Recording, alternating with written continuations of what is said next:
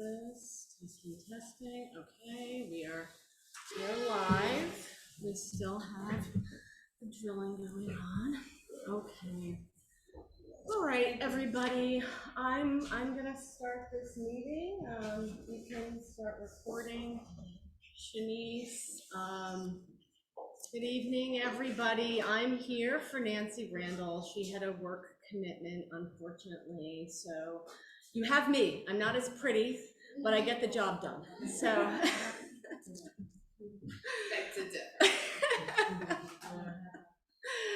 So thank you all for coming tonight. I'm going to put a link in the chat for everybody who is attending remotely. Please sign the attendance form.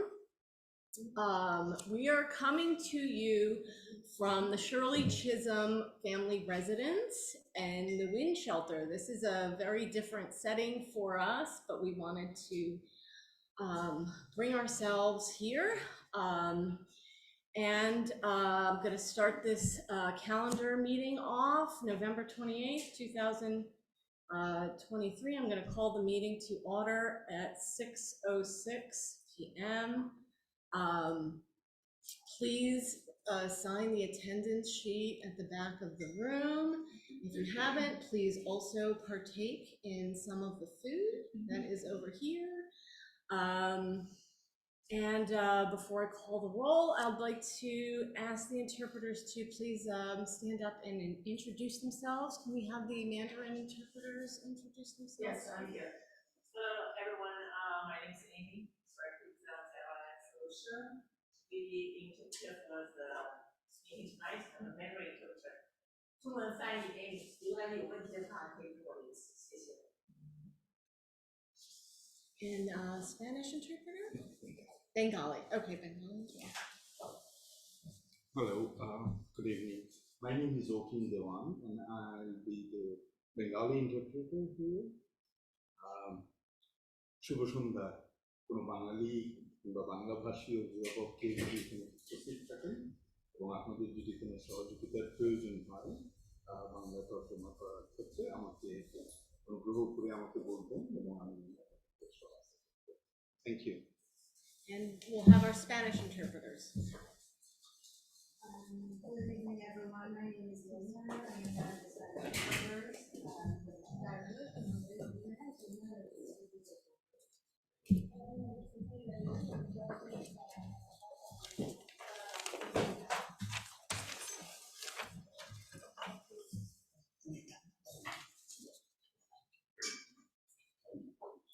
Okay, I will call the roll. Nancy Randall is absent. Antonia Ferraro, yes, I am here. Vanessa Gonzalez Siroka, present. Donalda Chumney is absent. Leslie King. Here. And Hans Arietta, he has notified us that he cannot make it. Lauren Barkin. Here. Mamoon Rashid has told us that he cannot make it. Stanley Vidal will not be able to make it. Jonathan Davis will not be able to make it. And Yoon Lee will not be able to attend this meeting. We do not have quorum, and therefore we will not be able to vote on any resolutions at this meeting. So I will now ask our Vice President Vanessa to please read the introduction. Are you ready? You're not set up. Okay, you're not set up. That's okay. Would anybody else be? You're not sure. Okay, all right, I'll do it. All right, thank you all for coming to the District 15 Community Education Council meeting tonight. We appreciate your time and we're glad that you could join us. For those of you who are new to CEC meetings, there are 32 CECs throughout the city, plus 4 citywide councils. Each CEC represents a community school district, and each is made up of 12 volunteer members, 10 of whom are elected by parents in the district. The remaining members are appointed by the Brooklyn Borough President, and we are eligible to have 2 high school student members as well. CEC 15 is a state-mandated public body responsible for ensuring that public school parents and the public have input in educational decisions that are made at the school district level. Our council reviews education policies and advocates for high-quality education that benefit all of our District 15 public elementary and middle school students. CEC 15 serves 35 elementary and middle schools, soon to be 36, and 1 high school under the oversight of our superintendent. CEC members serve in an advisory role on education matters to the district superintendent, the chancellor of the Department of Education, and to state and city elected officials. We approve school district zoning lines submitted by the Department of Education. We evaluate our district superintendent. We review the district's educational programs, and we support school leadership teams. We also submit recommendations for the School Construction Authority's annual capital plan. And as of recent amendments to the law, CECs advise in the selection of parent board leaders.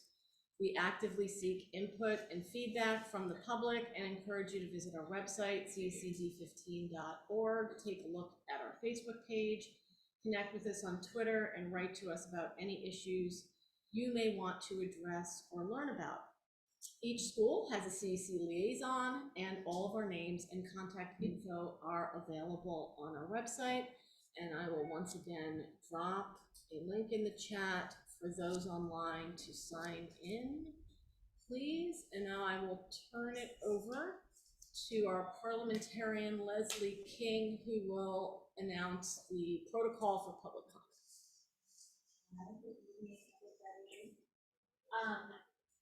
Tonight's calendar meeting is in person and will include a public comment period. We will take both remote and in-person comments to gather additional feedback from our families and school community members. You may leave your camera on, or for your own privacy, if you prefer, you may use audio only during the comment period or throughout the meeting. The rules of engagement. When you comment, please respect the privacy of others. Do not include names of children or staff. Guests who make inappropriate comments will be removed from the meeting. During our public comment period, those attending virtually may raise their hand to comment or indicate in the chat that they would like to speak. Those called upon will be unmuted. If you are attending in person, you must sign the guest attendance sheet and indicate whether you would like to comment. Speakers will be called upon one at a time and will be allowed 1 minute each for comment. We will hear as many speakers as time allows. It is possible that not every comment question will be given time, so the best way to get your questions answered is always to write to CEC at cec15@schools.nyc.gov. CEC members will also be given a comment period. Members will be called upon and are each permitted 1 2-minute comment or question. If members do not have a comment, they may cede their time to the chair. Thank you. Recording in progress. So now we're going to turn it over to Shahana. So this is the active mic. Should I be closer to that? Yeah, might be good. And I'm gonna turn this. No worries, we are flexible. Yeah. Hi everyone, I'm Councilmember Shahana Heath, and thank you to the CEC for giving me a few minutes to primarily talk about the 60-day rule, which is impacting families and specifically asylum seeker families at the HERCs. Tomorrow I'm chairing a joint hearing with the Education Committee to further investigate and learn. We're using our oversight powers to understand implications. When the proposal, the directive was announced by the mayor in the summer months, I had chaired a joint hearing with the General Welfare Committee to better understand sort of the scope of the what was originally the 60-day rule. The administration then brought it down to 30 days. The state stopped the administration from expanding the directive to families, but we've learned that families living in the relief centers are impacted by this directive, and this hasn't been expanded to families with children at Department of Homeless Services shelters. So tomorrow's primary goal is to understand the consequences of what I had been vocal about in that earlier hearing with General Welfare Committee, that this is short-sighted, this is cruel, this is going to further create chaos and turbulence to not just families, but these young people who we need to do everything in our power as school communities, as a city, to ensure that they witness stability. So I recognize that tonight's agenda had a resolution that was going to be voted on. I really applaud the CEC for taking on a position or the hopes of moving towards a position on not further destabilizing our families. Schools across District 15 have really taken on the lead to support families and these students. Our educators are doing everything. Our incredible principals, school faculty, administration have really just poured their hearts out to make sure that every student is seen and recognizes that we are a city rooted in inclusivity, compassion, and dignity. And of course, all of the peers, all of the students who've also witnessed the enrollment of all of these students and know that they're going to grow up in a place that is prioritizing their safety over everything. But how concerning it is to know that some of their peers will have to be removed from the school. So tomorrow, aside from understanding, the data on absenteeism, which we've heard about directly from families, we reached out to my office, my colleagues' offices, the transportation issues. We are hearing that despite there being a federal law that says students in temporary housing will not be transferring schools, they'll be given transportation. Many families are saying that it's taking 2 hours to get to school. That is not okay. That is creating massive disruptions, interruptions in their learning.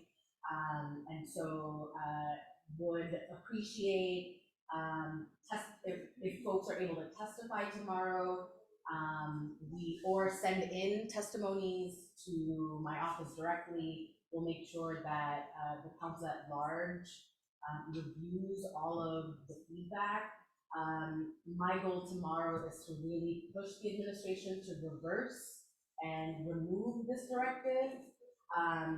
That's the largest priority, and then the second priority is to not expand it to the DHS shelters or to all families. It's gonna set us back. It's gonna be so devastating to working families, all the young people who are here with hope. And of course for their peers who will witness the separation and this abandonment happening to a subset of students. And then following the hearing, I'll be reporting back to leaders who I know are also on, parent leaders who are on the Zoom this evening, and folks who have already reached out to us to make sure that if there are any steps that we want to take following what we hear tomorrow, that you all are looped in, because this is also coming in the wake of detrimental and devastating budget cuts to our schools. We are going to have almost over $100 million cuts in 3K and pre-K programs, almost 100 million cuts in after-school program and summer rising. This is really, really cruel to everybody. This is going to impact all of us. And so we want to prepare, and my colleague here, Councilmember Alexa Aviles is here too, and we have the November plan hearing coming up on December 11th. Prior to that hearing, or the morning of that hearing, the Progressive Caucus is holding a rally, and our education equity advocates and groups who've been rallying with us for so long will be out there really pushing back against this mayor's austerity cuts, but particular to education in specific. And with that, I'd love to take any questions you have, but I really just wanted to come out and let folks know that the City Council has been trying to push the administration for transparency, accountability. They have not sent appropriate representatives to really share with us what's going on. And under oath, they have not given us facts, or they've been further opaque, and the public is witnessing this. At tomorrow's hearing, while we've invited the offices that deal with the operations involving asylum seekers, the Office of Asylum Seeker, OASO, which was newly created, and then the Mayor's Office of Immigrant Affairs, they are not sending any representatives from either of those offices. They're also not sending us a representative from DHS. They're only sending somebody from DOE, and we are, of course, not surprised, but it's perplexing that they are coming unprepared. And the question around whether the DOE was consulted, or if our school community was consulted on this directive, it won't be shocking to us when they say that no, they weren't consulted. And so I look forward to sharing out a full report following that hearing, and to just keep all of our neighbors and families in the loop about how we can really stand up against this harmful directive, and then how else to pressure against the cuts that are forthcoming. Thank you. Thank you so much, Alana. I actually just two questions of the sort of process. So you have some folks who are Spanish speaking. Oh, I'm sorry. No, that's okay. What's the process for getting the translation started for them? So our Spanish translator is right here.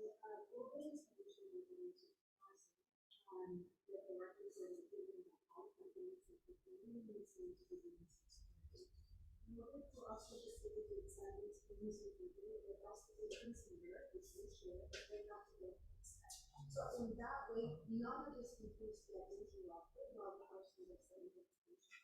Sadly, at one point in messaging this communication, because on our end, we would not have communicated 6:30, usually we were requested to be 6:15 areas. So she came exactly at 6:15 the dot, because it's waiting for her to finish setting up the equipment, so that we can distribute it and go. Sorry. Thank you. Sorry, this is the second one. I have testimony from a parent who also on this, and it's in Spanish, but related to this policy. Right now, is that there's no comment. I just wasn't sure on the process. Are you providing comment to the CEC resolution, or? I just wanted. Yeah, I mean, feel free to email it to us, and I'll make sure that Mia, who's on the Zoom from my team, shares out the appropriate emails from my office, and also the sign up page for the hearing tomorrow. And it doesn't matter if the testimony is in Spanish or other languages, just send it to us. Do you want to read out that testimony now? I can do it now or at the public comment hearing. I just wasn't sure as a matter of process. So I'll allow it, if that's okay with the other council members. We would need somebody who speaks Spanish to read it, and maybe we can hand it off to one of the interpreters to read it. Okay. What time is the meeting tomorrow? It's at 10. The hearing is at 10. Okay. Yeah. So, Vanessa, can read it.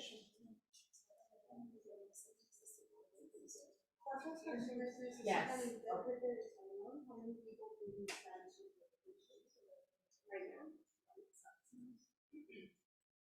And I just want to add that you don't have to send the testimony tomorrow. You can also send it after the hearing.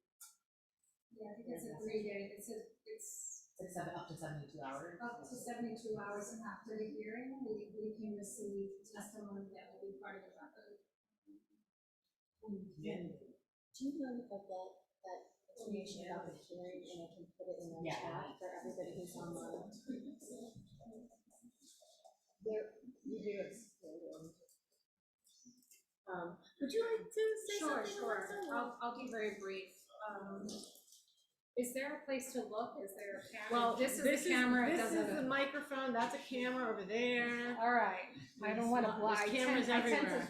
stand right in front of the camera. Everyone's always on camera at all times. Hi, everyone. Good evening. I am Councilmember Alexa Aviles. I represent District 38, which for some of you, actually this school, well, the school across the street will now be in the district. The district lines have changed, so District 38 will commence on 9th Street and go all the way to 65th and all the way down to Dyker Heights and includes Red Hook.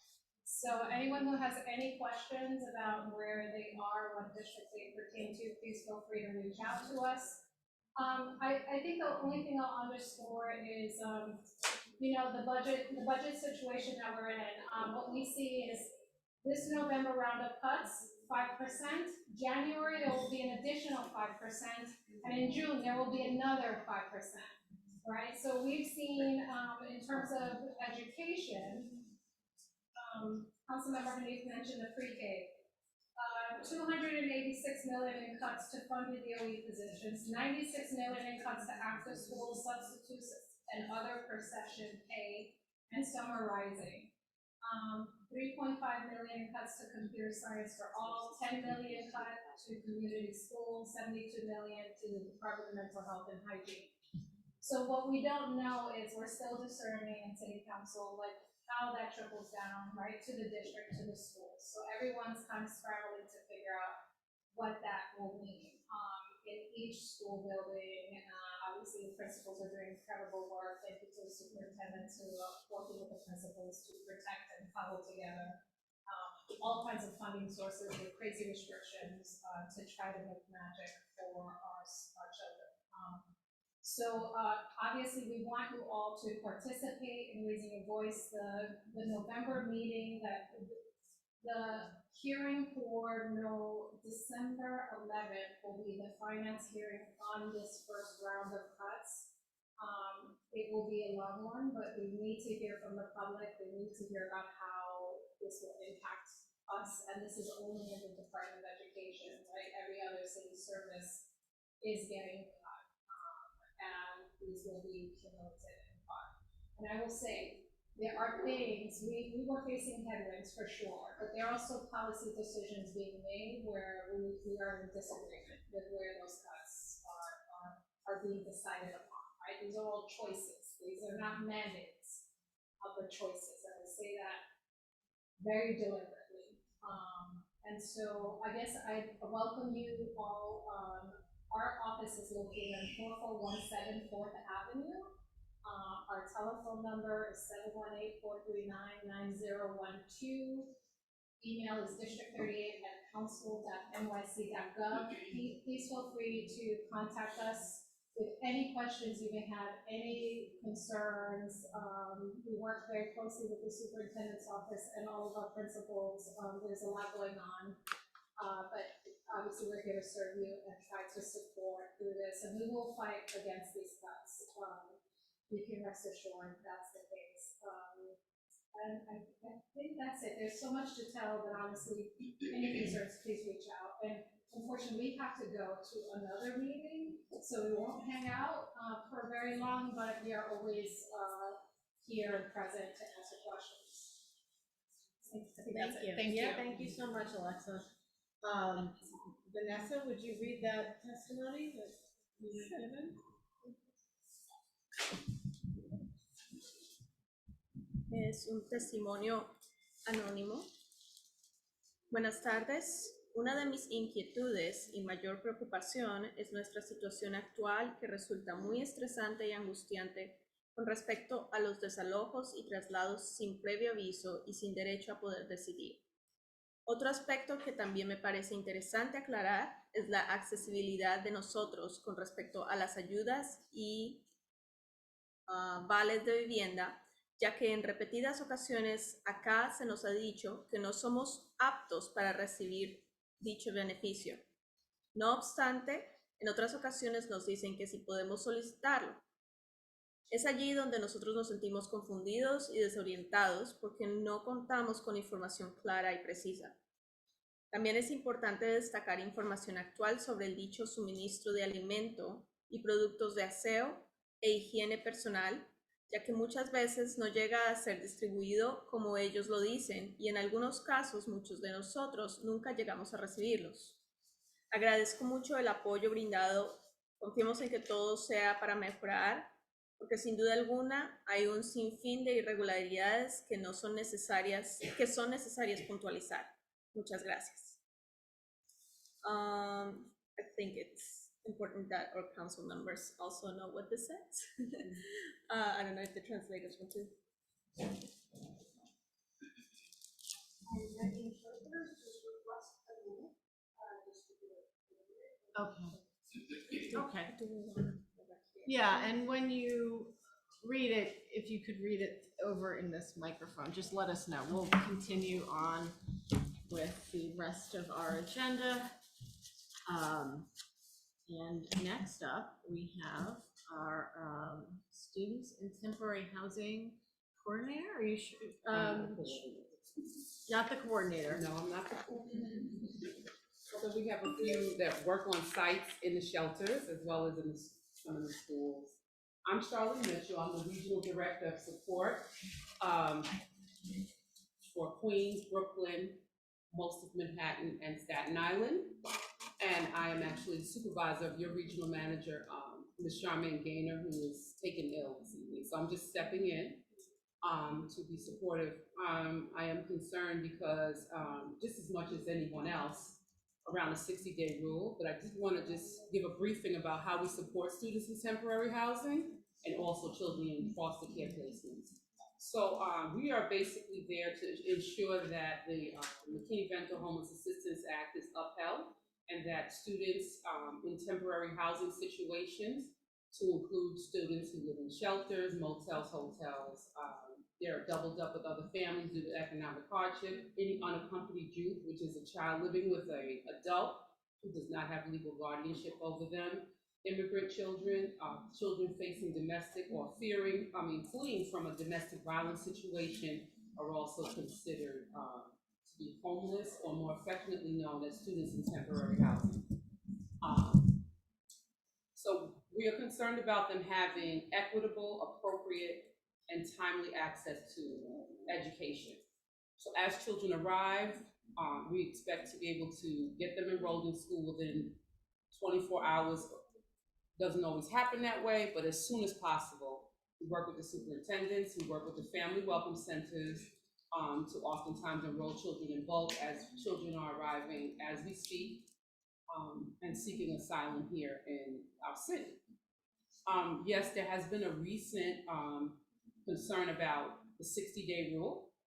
That is not coming from the Department of Education's office, obviously, but our concern in our meetings with DHS is that, thank goodness, it's not happening in the Department of Homeless sites, but in time in May, and we're concerned about that. What we want to do is ensure that there's some sort of consistency with school placement.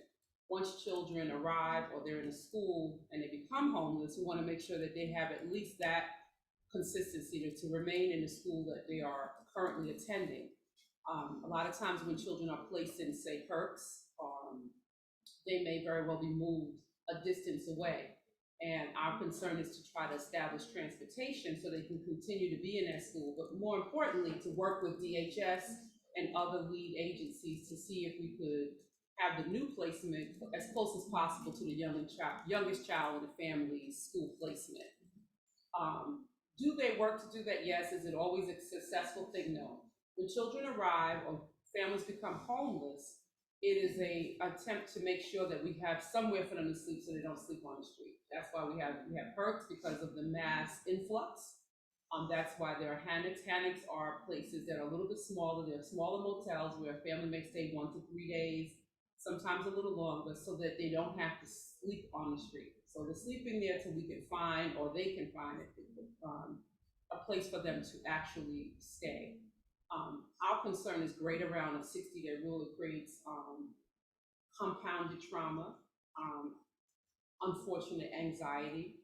When a child is in a homeless situation, they are facing a trauma. Each sibling has their own individual trauma. The parent has their trauma, and then as a family, they are going through a traumatic experience.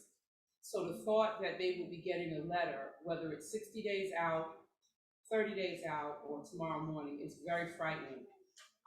And not to mention that there are times where families have to move. They may find out the night before. As I was coming into this evening, I was watching a child move to a new location and how he was expressing to the security person he would really like to stay here and he hopes that he can still go to the same school. So this is an ongoing issue. I'm so humbled and honored to be here because I think that for a community to stand up and say this is not okay, rather than say families can't be here, but to say we'd like them here, we'd like them to be treated fairly and equitably is commendable.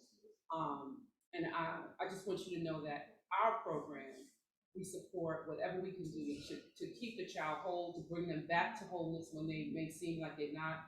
We work with the Office of Special Education to identify them, whether they are experiencing a special ed issue or is it just a symptom of a post-traumatic situation. We also work with schools to understand and identify them in a discrete way so that if there are behaviors that are presented, they're not misinterpreted as poor behaviors, but rather cries for whatever help around whatever needs they have. So as any 60-day letters come out, which we would hope they don't, I mean, there have been a couple and we fought back with the families. We will work with the family to try to get that circumvented. Meetings with DHS have also lended that a lot of times if they're going to be getting letters, they probably will be able to bring them and have something done to support them in being able to stay or an extended stay. It may be a matter of just some paperwork, but I wish that we had more control over the legislation, but we do have control in our votes and how we come out in these evening meetings. I drove an hour and a half because I did not want to miss the opportunity to reassure you that on the DOE end of it, as far as the children are concerned, we are 110% supportive. We're also very supportive in helping parents to understand their rights and whatever languages they need, and we'll continue to do that.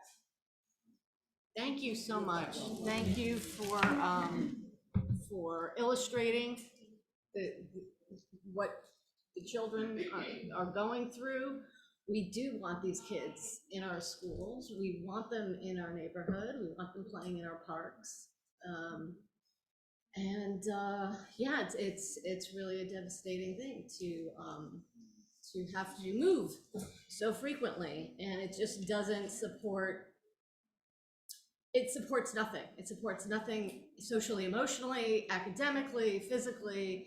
It does not support the whole child in any way, shape, or form to move every 60 days. So thank you so much, and we're glad that these families have an advocate in you and your office in the DOE. So I'll turn it over to Andy Corso, who is with Central Special Education Office. Where is it most comfortable? You could sit in my seat. Nope, I think I'm gonna shimmy up this way. Okay. I'm gonna do a little bit. Oh, sure. Leslie would like to ask a question of Charlene. Sure. There's one question online. Wondering what mechanism of accountability you have in place to ensure individual case management in shelters that are subcontracted, uphold, and pay.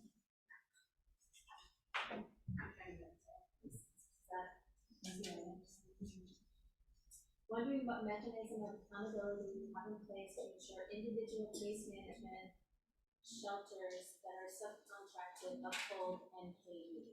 Oh, I'm sorry, it came from the online. Yes, Yeah. this is from Rachel Loring. Well, the DOE works closely with all shelters. There's leadership that works with leadership at the HERS, at the Hannix, at H&H sites, as well as DHS sites, to ensure that they're familiar with the process. We also have staff that go out to meet with leadership to make sure that they understand that once there are children present, that they must be accounted for and they must be enrolled in school. So where we know that children are residing in these particular locations, we go out. So we may not know exactly when they open, but as soon as we're aware that families are there, we have staff that go out. We do have a a short amount of staff, based on the heightened influx. So we do have staff that may, do what we call round robins. They may go to this site 1 or 2 days, that site for a couple of days. If a new site opens and there are large numbers, then we will have a team of staff go out. They will be speaking with leadership. They will understand that there's a protocol. We also work very closely with the superintendents and the family welcome centers. So as spots are identified, they let us know. And in some rare cases, if the neighborhood folks say, hey, you know, there's a site, we will go by and investigate to see what is the delay in announcement. Sometimes they're waiting for a regulation to be fulfilled in terms of the building or in terms of some particular aspect. And we're in some portion of the building is safe for families to go ahead and reside and some is not. We may not know right away, but as soon as we do know, we work closely with leadership. A lot of times, privately owned have been made aware of children's rights and the importance of working with us and local entities to ensure that supports are properly given to families residing in those locations. Are there any more questions on the chat for Charlene? Or in the audience? Oh, we have a question in the audience. Kristen Warner, PS134, president. What supports are in place for families who are getting 24-hour notices to move and they're being moved to different boroughs and then being denied trust or being intimidated into not getting the bus rides? Many families here and in other boroughs, because we are connected with other schools across the city, who have been experiencing this, who have actually been intimidated by DHS to not request their busing rights. So I'm just curious what. Anytime a family feels intimidated, threatened, bullied, we need to know as soon as possible. If a family receives a 24-hour notice, usually the caseworker will alert us or the family will. Now, if the family doesn't say anything or they abscond, we may not be aware of the immediate problem. But once they are looking to transfer, we definitely want to try to keep that child in the school of origin or the current school they're in, I should say. And then we want to work with the parents to get busing. So if there's any type of intimidation beyond what they're supposed to naturally receive, we want to know that immediately. We definitely work with families on a case-by-case basis. We do meet with the DHS staff regularly. However, if there's no meeting schedule, I will directly email Nicole Holmes, and she usually resolves. So we can reach out to you. Absolutely. Miss Charmaine Gaynor is your regional manager. Just let her know if she has any kind of pushback. I will join her to make sure that things are escalated in the proper fashion. And also your 124, I know we have a posting now up for your community school, community coordinator. So we can move forward with that as well. Yeah, and no, Okay. for me, no, in the superintendent's office, when it was reported by Principal Interlandi, it was directed towards STH office to actually investigate as to what happened to the particularly 5 families that I was made aware of where this incident did occur, and they did address it clearly. It was an agenda item that to do with just I'm familiar with this. But thank you for your advocacy on our children's behalf. Sure it is. Yes, it's heartbreaking. Yeah. 24 hours. Are there any more questions on the, Let me see.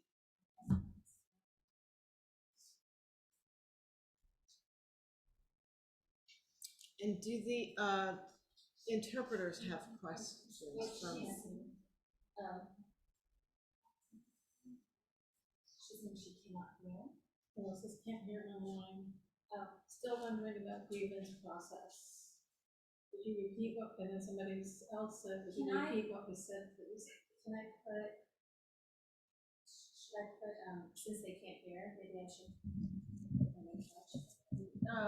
Yeah. I put the email in there and everything. You did? Yes, Okay. that's already done. Okay.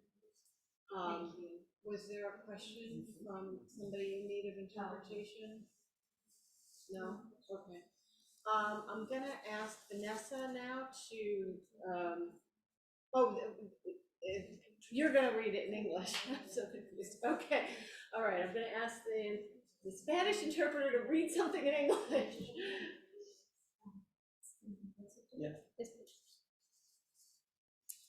So It said, anonymous testimony. Good afternoon. One of my concerns and major worry is our current situation, which is distressing and stressful, especially the evictions and the transfers we're subjected to without prior notice and without the right to choose. Another issue that needs clarification is the accessibility that we have regarding the different type of helps and housing vouchers. Repeatedly, we have been told that we don't deserve said help. However, at other times, we are told that we do, and that we can ask for said help. That's why we are confused, because we don't have clear and accurate information. Also, I want to emphasize information regarding the food assistance and the toiletries for personal hygiene. Many times it's not distributed the way they claim it's being distributed, and at times we never receive it. Thank you for all the help given. Let us trust that everything will get better. And because without a doubt, there are many irregularities that should be corrected. Thank you very much. Thank you so much. I'm gonna hold on to this testimony, and I'm going to share it with our elected so that they can bring it to the hearings tomorrow. Oh, yes, okay, so then you wanna, or I'll just keep it, okay. Oh, yes, please email it to me. All right, so now we have Andy Corso.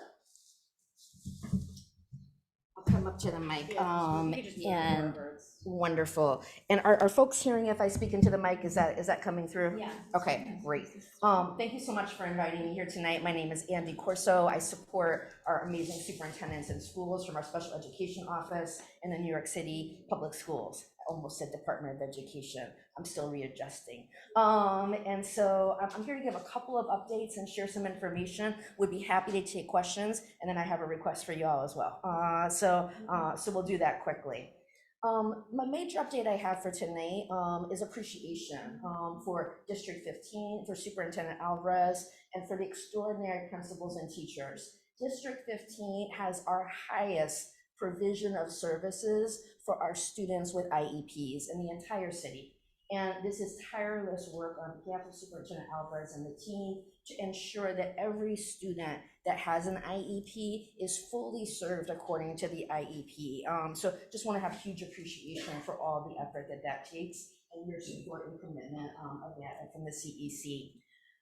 Last year in December, the chancellor said we need to have a special education advisory committee to begin to reimagine what special education is in our city and community. Many community members came together around that, and the report is going to be released in December, which is just a few days. So I'm going to give you a sneak preview of that report that's coming out. There are 5 main recommendations that came out of the committee that I'll share with you tonight. First, that all New York City public schools need to be inclusive and interdependent. And the key words there are inclusion should not be a program. The community should be inclusive of all. What would it take for the school's culture to be inclusive? The word interdependent is because sometimes inclusive means like, I'm gonna include you, like something, I'm doing something for you, as opposed to we are interdependent. We depend on each other in a community. No one is making space for you. We all have space here, and we have something to contribute. And so that's going to be the work under that particular one right there. The second one, this is especially exciting and challenging, is to reimagine what is general education.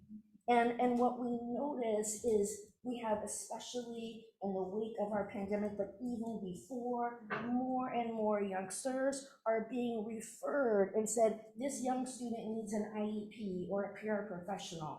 We absolutely want to support everyone who needs an IEP or a paraprofessional.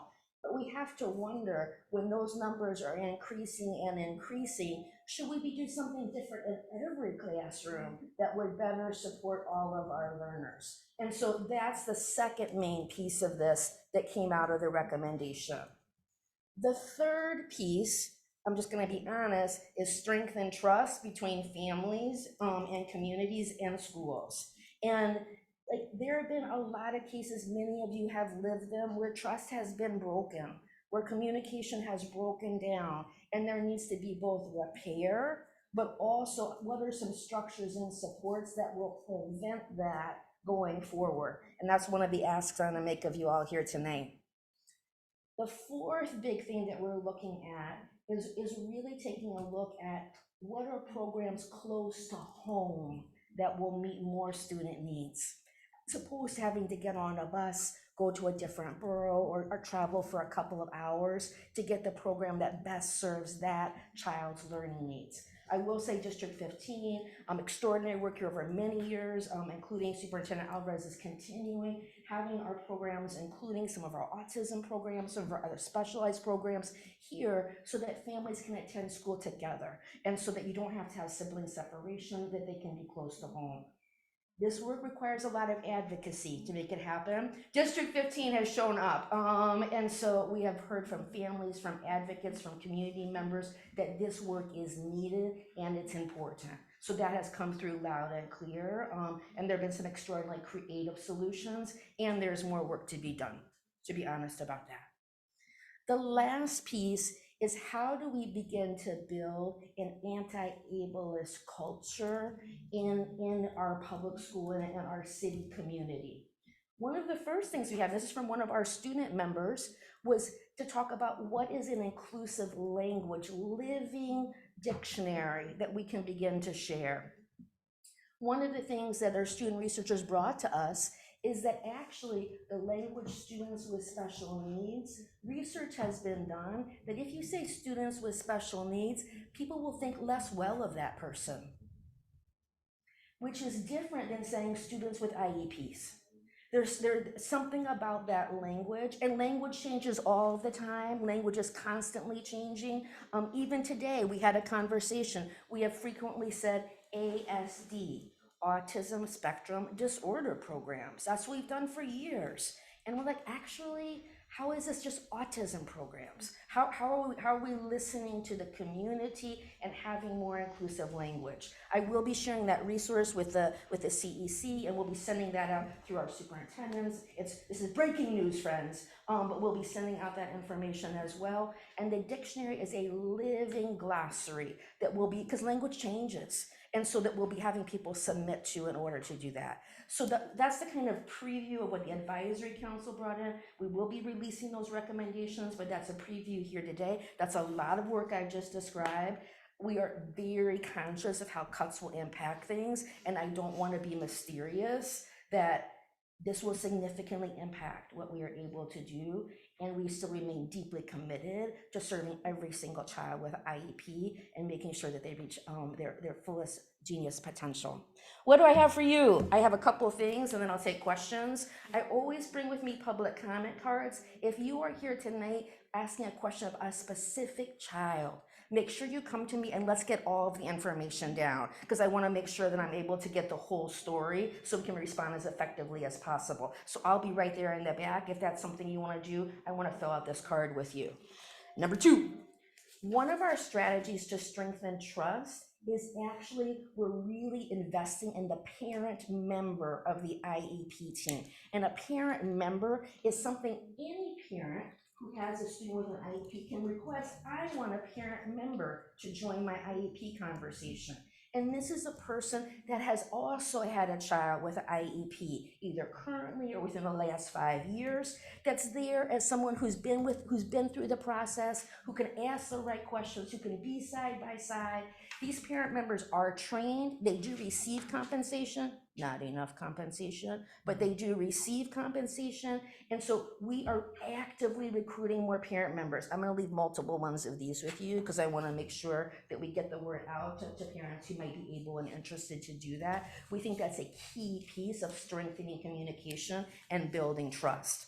And finally, the last thing I have that I'll leave with you also, we do want to make sure our newest neighbors in New York City, absolutely, if they have children with IEPs, that they are getting connected to the services that they deserve. So we have an easy help sheet here. We have some resources with QR codes in multiple languages that we want people to access. But just for everyone here to know, if a new neighbor is coming and they're like, you know what, my child had an IEP in another country. No problem. We will develop a plan to bridge over until we can do the IEP here. We absolutely want to welcome and support our newest New York City neighbors who have IEPs. And so there's information on this paper here.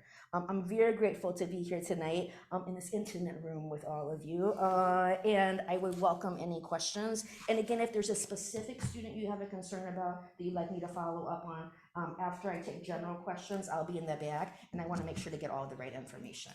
Thanks, y'all. So, thank you so much for all that. I think it would be great if you could also give some of these to the office I would. upstairs. I Absolutely. think they can distribute them directly. I'd love to.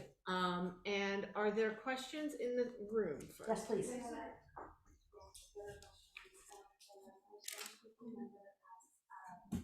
Good afternoon, everyone. I would like to provide specific information on the lowest transfer mentioned different students being enrolled. Yeah, I'm so glad you asked that question.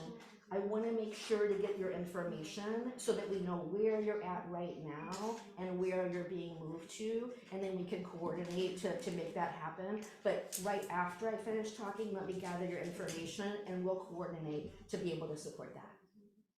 Thanks so much. Thank you.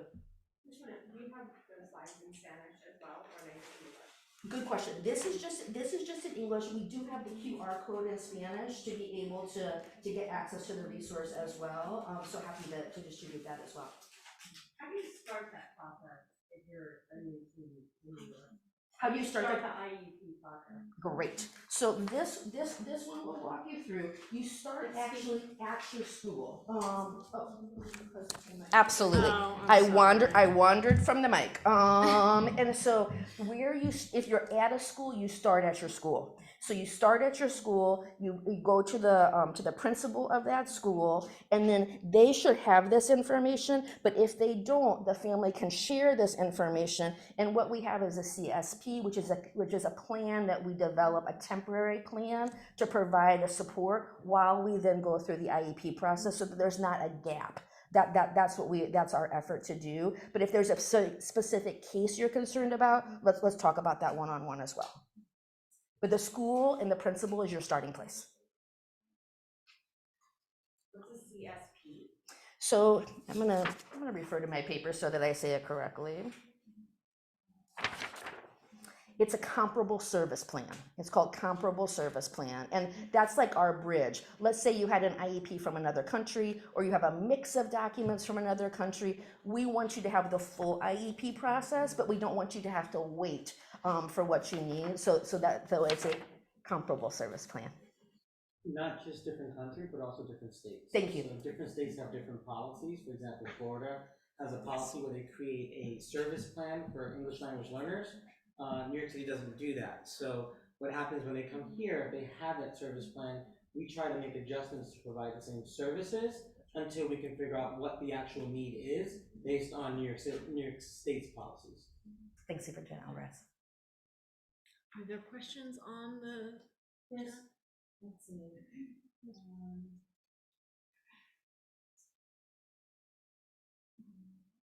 There's one question from Donalda. She's a CEC member. Our district has several hundred students who are bussed out of the district to receive appropriate services. How many students will be newly included in D15 going forward? Is there any goal number for this year, next year? Great question. I do not have a number for you, so I just want to be transparent about that. I do not have a number. And that is definitely the intention, is to have more students stay close to home. The number is not here, so I don't want to be mysterious about that. But I'd be happy to stay in touch with Donalda and follow up as plans unfold. Thank you. Absolutely. Are there any other questions on the? There's no questions about that. There is one follow-up question from Lori for. Okay. Thank you all. Okay. I'm going to step to the back, but I'll stay here. Great, thank you. You want to read the follow-up? Yes. Okay, this is from Rachel Lori Weaver. Thank you. And so she gave her all your information. She said, what is the accountability process once folks email Ms. Mitchell? what is the accountability process once they email me? I Yeah. reply, and then I find out exactly what it is that you need. And if we need more pieces, I'll ask questions, and then I'll follow up and get the information you need to reply. Great. My email is cmitchell, CMITCHELL, the number 4, at schools.nyc.gov. So I am the next in the chain of command once you have reached out to Charmaine Gaynor. She's the regional manager for District 15. So I'm only here in her stead. So if she can't respond and get you what you need, she will then reach out to me. So that's the protocol, since I have several districts. Thank you so much. You're quite welcome. Thank you.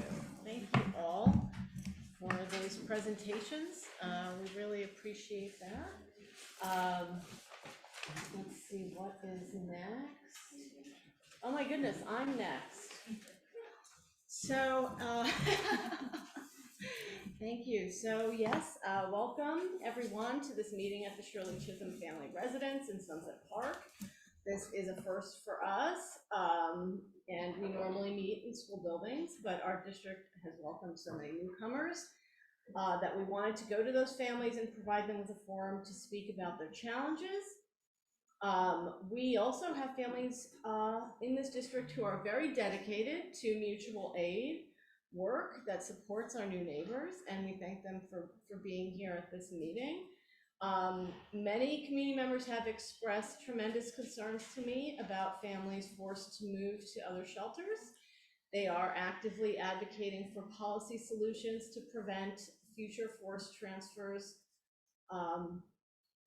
of school-age children. As I said before, it's academically, socially, emotionally, and physically not a best practice. In fact, I would say it's a worst practice to move them every 60 days.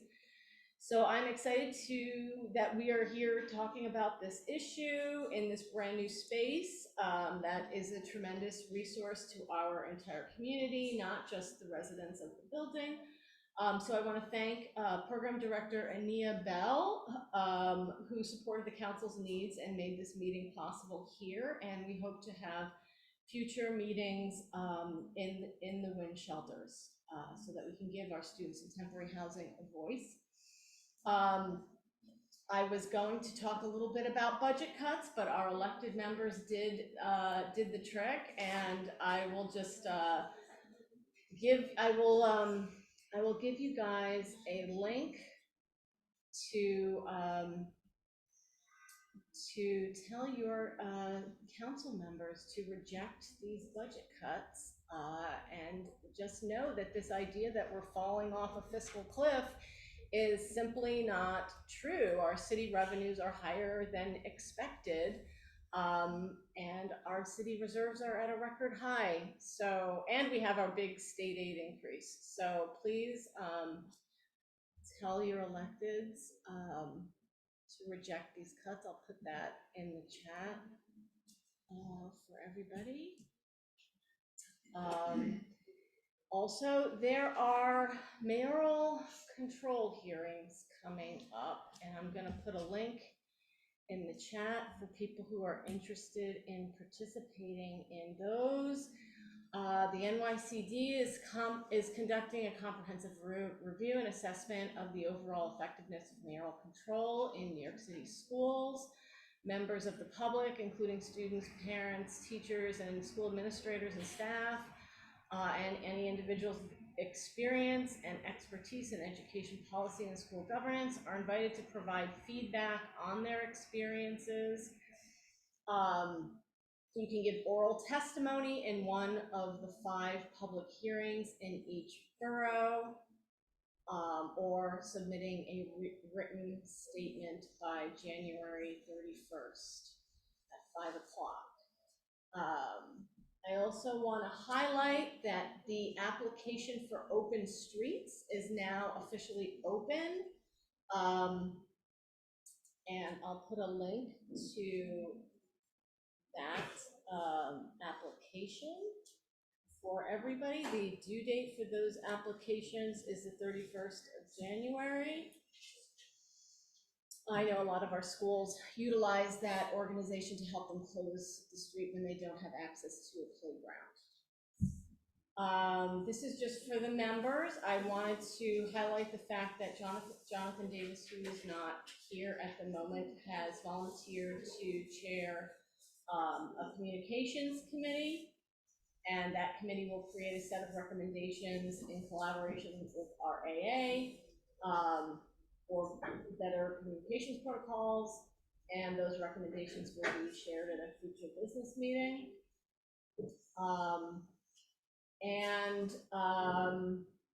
Leslie, are you able to share about the class size matters? Yes. Okay, I will.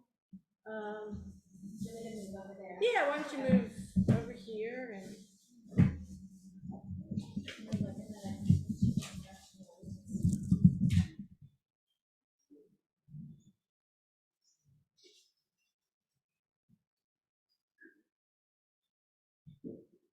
Hi.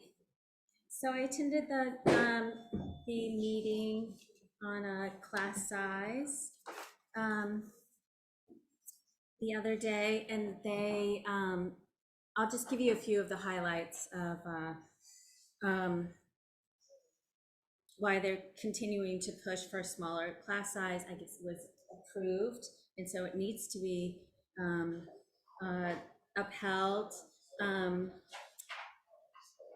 Why it's important, it improves performance.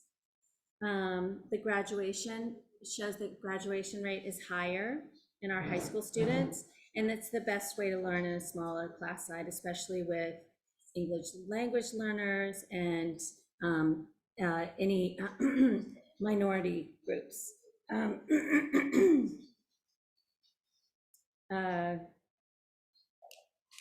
Let's see. The class size is 20 per class, 25 in high school, and 40 for physical education. They are not seeing this happen. They're saying that the first year is not happening, the cap is not happening, and then the second year, second and third year, there's got to be, it's a 5-year plan. There's got to be huge changes in order for this to, in order for us to make that 5-year mark. Let's see. They're also saying that one of the pushbacks for moving ahead with this is that they're saying that there's not, that if they're one over, they have to build a whole new school for, they'd have to build a whole new school, that there's not enough like space for this. Let me see what else. And that as it is now, that you need 22 students to pay for the teacher, and anything over that is just extra. And that that extra goes to pay for our APs, for research, for support, and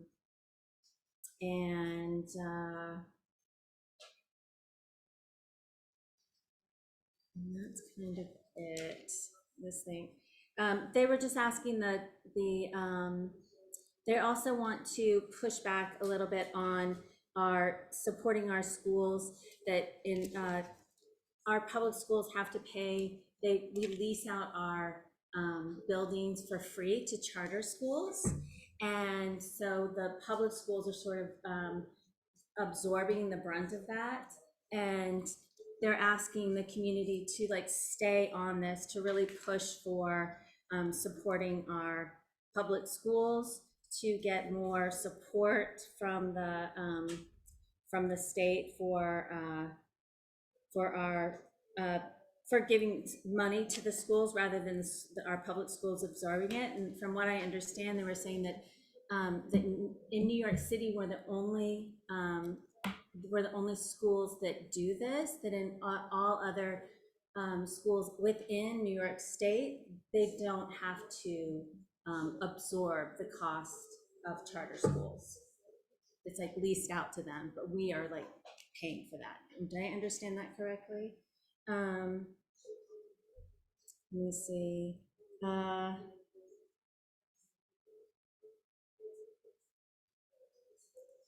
They're also just asking, they're asking everybody to sort of stay on this, don't get blindsided by, there's so much information, like don't get overwhelmed by all this information, to like really stick with this, like the importance of our Wi-Fi email. I think we've got the Wi-Fi. We have the Wi-Fi. Yes, Yeah. thank you.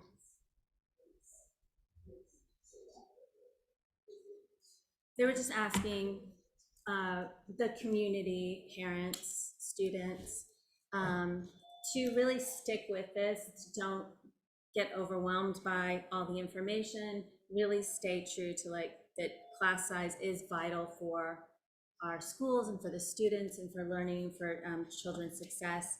And they also said that they were going to hold the mayor accountable, and that they didn't believe that if he didn't support this and really follow through with this, that he shouldn't stay on as mayor. That was their hard line. That's it. There was a lot of information, so that's just like a real Reader's Digest version of everything I got. Thank you so much, Leslie. All right, I'll turn it over to Superintendent Alvarez and Principal Ip. Yeah, I'm gonna bring just coming closer. So whenever you guys are ready, you could just jump on the mic here. Do you have the Shanice? You got it, Shanice? Okay. Good evening, everyone. Let me move my laptop away.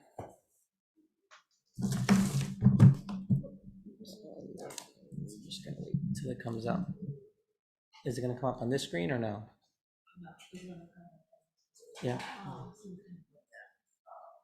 Okay, great. All right. Good evening, everyone. I'm not going to take too much time because I do want to introduce two new leaders coming on board on the district. So if we can go to the next slide.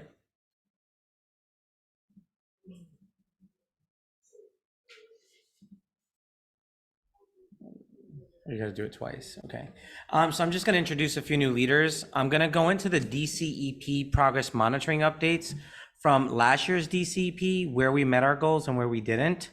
And then I'm going to talk about this year's DCEP and give you a summarized version. The PowerPoints have been translated, so you'll have access to it in the languages, as well as last year's information for the 22-23 school year. You're going to be able to click on the links and be able to actually access it in your native language, whether it be English, Spanish, Chinese, Arabic, or Bengali. Then we're going to talk about two new schools coming online, Middle School 428 and PS 456, and a short video to just highlight some of the things that we're doing across the district. So we go to the next slide. Our new leaders, you can just slide twice. There you go, and then on the computer. So we have Sibi Ip, who's here tonight with us. They are considered project directors, as their schools will be coming online in the 24-25 school year, which is starting September. So as project directors of new schools, they get to prepare, organize, and get ready to start their school with their first grades that they're starting with. And so they're considered project directors until June. Come July 1, they will be considered interim acting principals and still have to go through the C30 process to be selected as the principal of the school. So we have Sibi Ip, who will be the project director of Middle School 428. That's going to be housed in the old 516 building, St. Michael's building on 4th Avenue. But in 2 years' time after that, they'll be moved over to Fort Hamilton Parkway in their own school that will be shared with the District 75 program. Then we have Malika Willis, who's the project director for PS 456. Everyone knows that site as 80 Flatbush Avenue, which is across the street from the Apple store off of Flatbush and State Street. However, the school's location is 489 State Street, and you'll see a little bit of that later. And then one new announcement who started officially yesterday, Stephen Cedarmark, former assistant principal of PS 58, the Carroll Garden School, is now the interim acting principal at PS 130, which is on Croton Avenue. They have two campuses, a lower campus and an upper campus. The upper campus is shared with middle school 839. In the next slide, you'll see that Stephanie Parsons, who was the principal of PS 130, took on a position as the district achievement and instructional specialist, where she'll be doing a lot of different work with the district team around project-based learning and other activities across the district to support in English language arts, which is her forte. Next slide. So just really quickly, I'm going to go through this. Essentially, we've met our priority 1 goal in ELA. We've met 2 of the 3 goals in priority 2, which is supportive environment. In math, we met all 4 goals. In college and career readiness, we met the goal. And in parent engagement, we met all 3 goals. And if you go to the next slide, this is for last year. I'm not going to go into detail. You do have a copy of this. It's also going to be posted on a CEC's website in the different languages as well. This is just giving the goal. And then below it, you're going to see the evidence of how we measured how we got to the goal. And if we go to the next slide, which is the one I want to step to, one of the goals that we didn't meet is by June 2023, 2% of students will identify feeling supported with mental health resources due to increased access by adults in their building through partnerships and direct support from the superintendent office as measured by the 2022-23 school survey. 73% of students identified as feeling supported with mental health resources due to increased access by adults in their buildings through partnerships and direct support from our office, but that was only a 1% increase. And therefore, we didn't meet that goal. So what did we do? Our next step to address that goal this year is we're improving the knowledge of access to students by hosting district parent workshops to inform of the resources in our schools. We also are supporting school counselors with promoting communication around mental health supports at the schools and aligning our school's comprehensive counseling plan that we created to the American School Counseling Association national model, so that we're using this as part of their practice in their schools. So it's not just about providing mandated services to students with IEPs, but the work that they're doing with all students in our schools, whether they have an IEP or not. In goal 2 and obviously in goal 2, we met that. So I'm going to go to the next slide. We've met these goals, and this is the evidence that we have based on how we were measuring. And you can look further into that. I'll leave that for just a second. So we decreased the number of level 1s and level 1s in terms of Black students and Hispanic students, and we increased the level 2s, 3s, and 4s by the percentages you see there. And then, yeah, as well as for math. Well, this is the math one. I apologize. Next slide. We met our goal with our schools in terms of their index, in terms of graduation rate, as well as ensuring that they get to their CCPCI index, which is how students are ready for college actual courses, to ensure that students don't have to take more remedial classes. We all know that once they do, there's less chances of them graduating the college. And so that's something that's been big for us as a district. We had a 20.8% increase for Brooklyn High School of the Arts. And then for Boerum Hill High School, we went a little more detailed, as in that particular school, we were trying to address certain gaps. And so you're seeing what increases we made for the different stakeholders, student groups. There's a question on the chat asking if you would mind sharing the mental health slide again. Maybe we'll finish the report and then. Yeah, I can go back to that. And they should have a copy of it as well, because we did provide this to them. And there's also a more detailed document that I'm going to get to next. Okay. So next slide. Our parent engagement, we increased our parent engagement across the district. Here are the percentages and how we measured that from attendance, as well as feedback that was collected at each of the meetings. I want to go to the next slide. This is the slide that's important, and this is the slide to answer the question that's being asked in the chat. The first link is just a summarization, and I don't know if you want to click on that, Shanice. It's not clicking. That's okay. It is a link. So what you're going to be able to see, and that's okay, it's probably because of the location that we're at, it's not allowing. So on the first document that you see that says 23-24 district goals, that's this year's goals, very summarized. It's going to give you the priority, the category, then the goal, and how the goal is going to be measured for this school year. The document below is a document that I'm saying that goes into more details. And when I say more details, the document below is really going to talk about, here was the goal, or here's the priority, here was the actual goal, whether we met it or didn't meet it. And then next to that, it's going to say, what were the resources that we as a district use to meet those goals? And then we also created a next steps so that the community can understand where do we go from here? Yeah, we met the goal, so now what's the next goal? And showing those next steps. And where we didn't meet the goal, specifically how we're trying to address the gap that we didn't meet. And that's translated in all the languages. It's a spreadsheet that families can just click on the language that they want on the bottom, and it'll bring them directly to the language that they can see that for themselves. And I'd be happy to take any questions that relate to that. I just wanted to be able to give that document, so it's a living document and most people don't look at it. In our district last year and more this year, everything that we do is always going to be aligned to the district comprehensive education plan. And we're using it as literally our Bible of how we're doing things across the district and how we're measuring. So currently, even members of my team are providing support to schools. They are required to give us progress monitoring in alignment to those goals that they support at schools with the specific schools that they're supporting, so that we could see if they're meeting the target or not meeting the target in terms of the work that we're saying we're doing. Next slide. I wanted you to see these. These are essentially the priorities, which is the most basic view of what we're saying we're going to do in each of those priorities.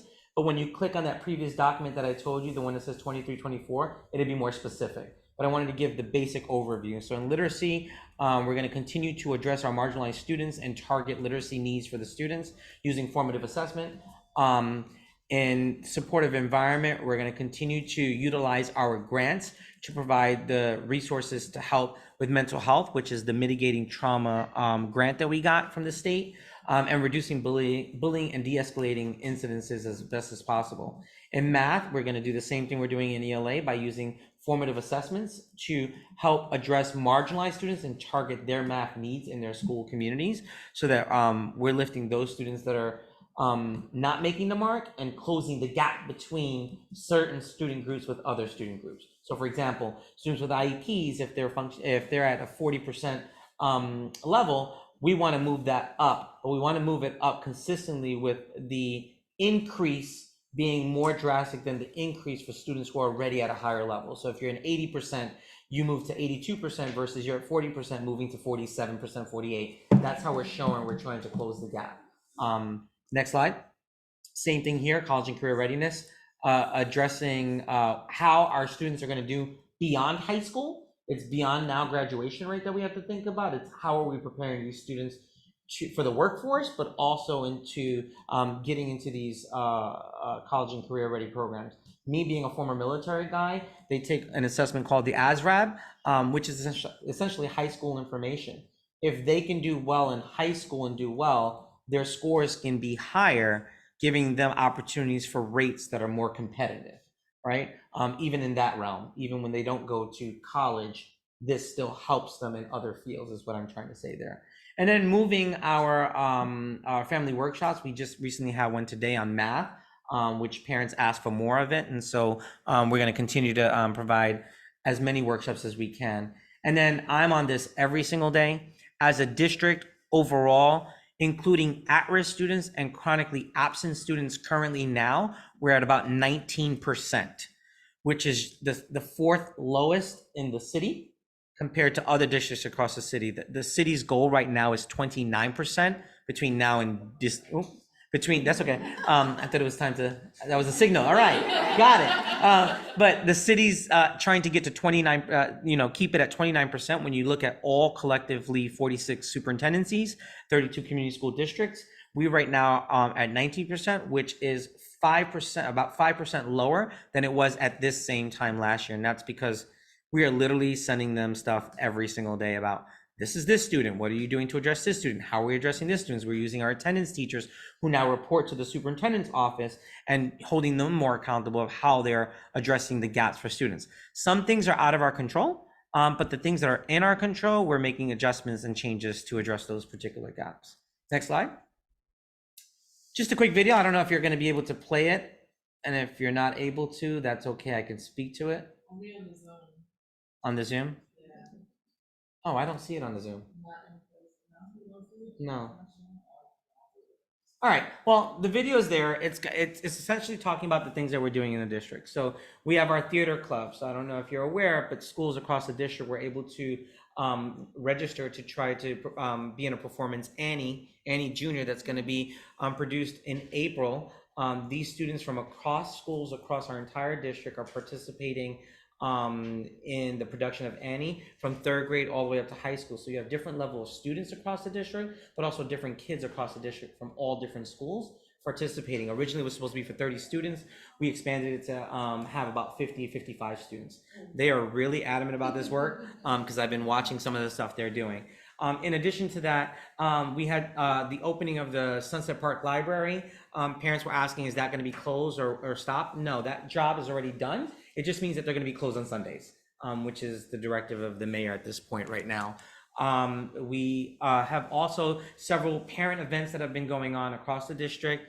And I'm not going to go into too many details, but we had the Brooklyn Nets clinics, which I was able to get that grant for not only District 15, but all districts across the entire borough. So every single district who has an elementary and middle school in this borough is participating in what's called the Brooklyn Nets clinics. They come to the school, they do activities with the kids, every kid gets a shirt, and in addition to that, schools get basketballs to be able to use at their particular site, and they get to meet all these different people that are in the Brooklyn Nets and participating with that, and we got that for the entire borough. And there's other events. You'll be able to watch the video at your own leisure. That helps because it cuts the time by 3 minutes, right? But here, we do have the Chancellor's Town Hall. That's going to be on December 14th at Middle School 51 at 6 p.m. The Chancellor comes to the Town Hall as an invitation by CEC and participates with a panel. It's usually an hour. Questions get to be asked. He answers your questions directly. If he doesn't answer them, I'll answer them. If I don't answer them, his entire staff is there to answer, meaning his senior leadership staff. So we welcome all parents to participate. We love to see a packed house. I've already made comments from my school leaders to ask for at least 5 representatives from every school. At the very least, with 40 schools, 5 representatives brings at least 200 people out.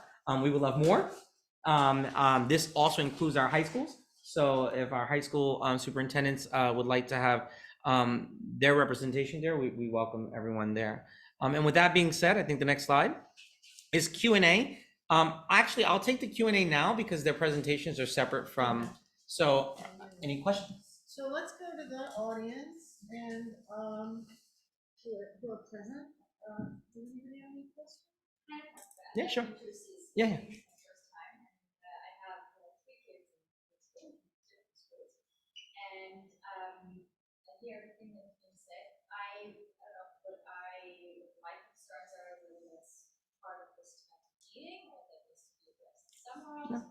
Let's see what the question is. Maybe it's something that can be addressed the whole group, or if not, we can speak separately. 2 different separate issues. I think the first issue very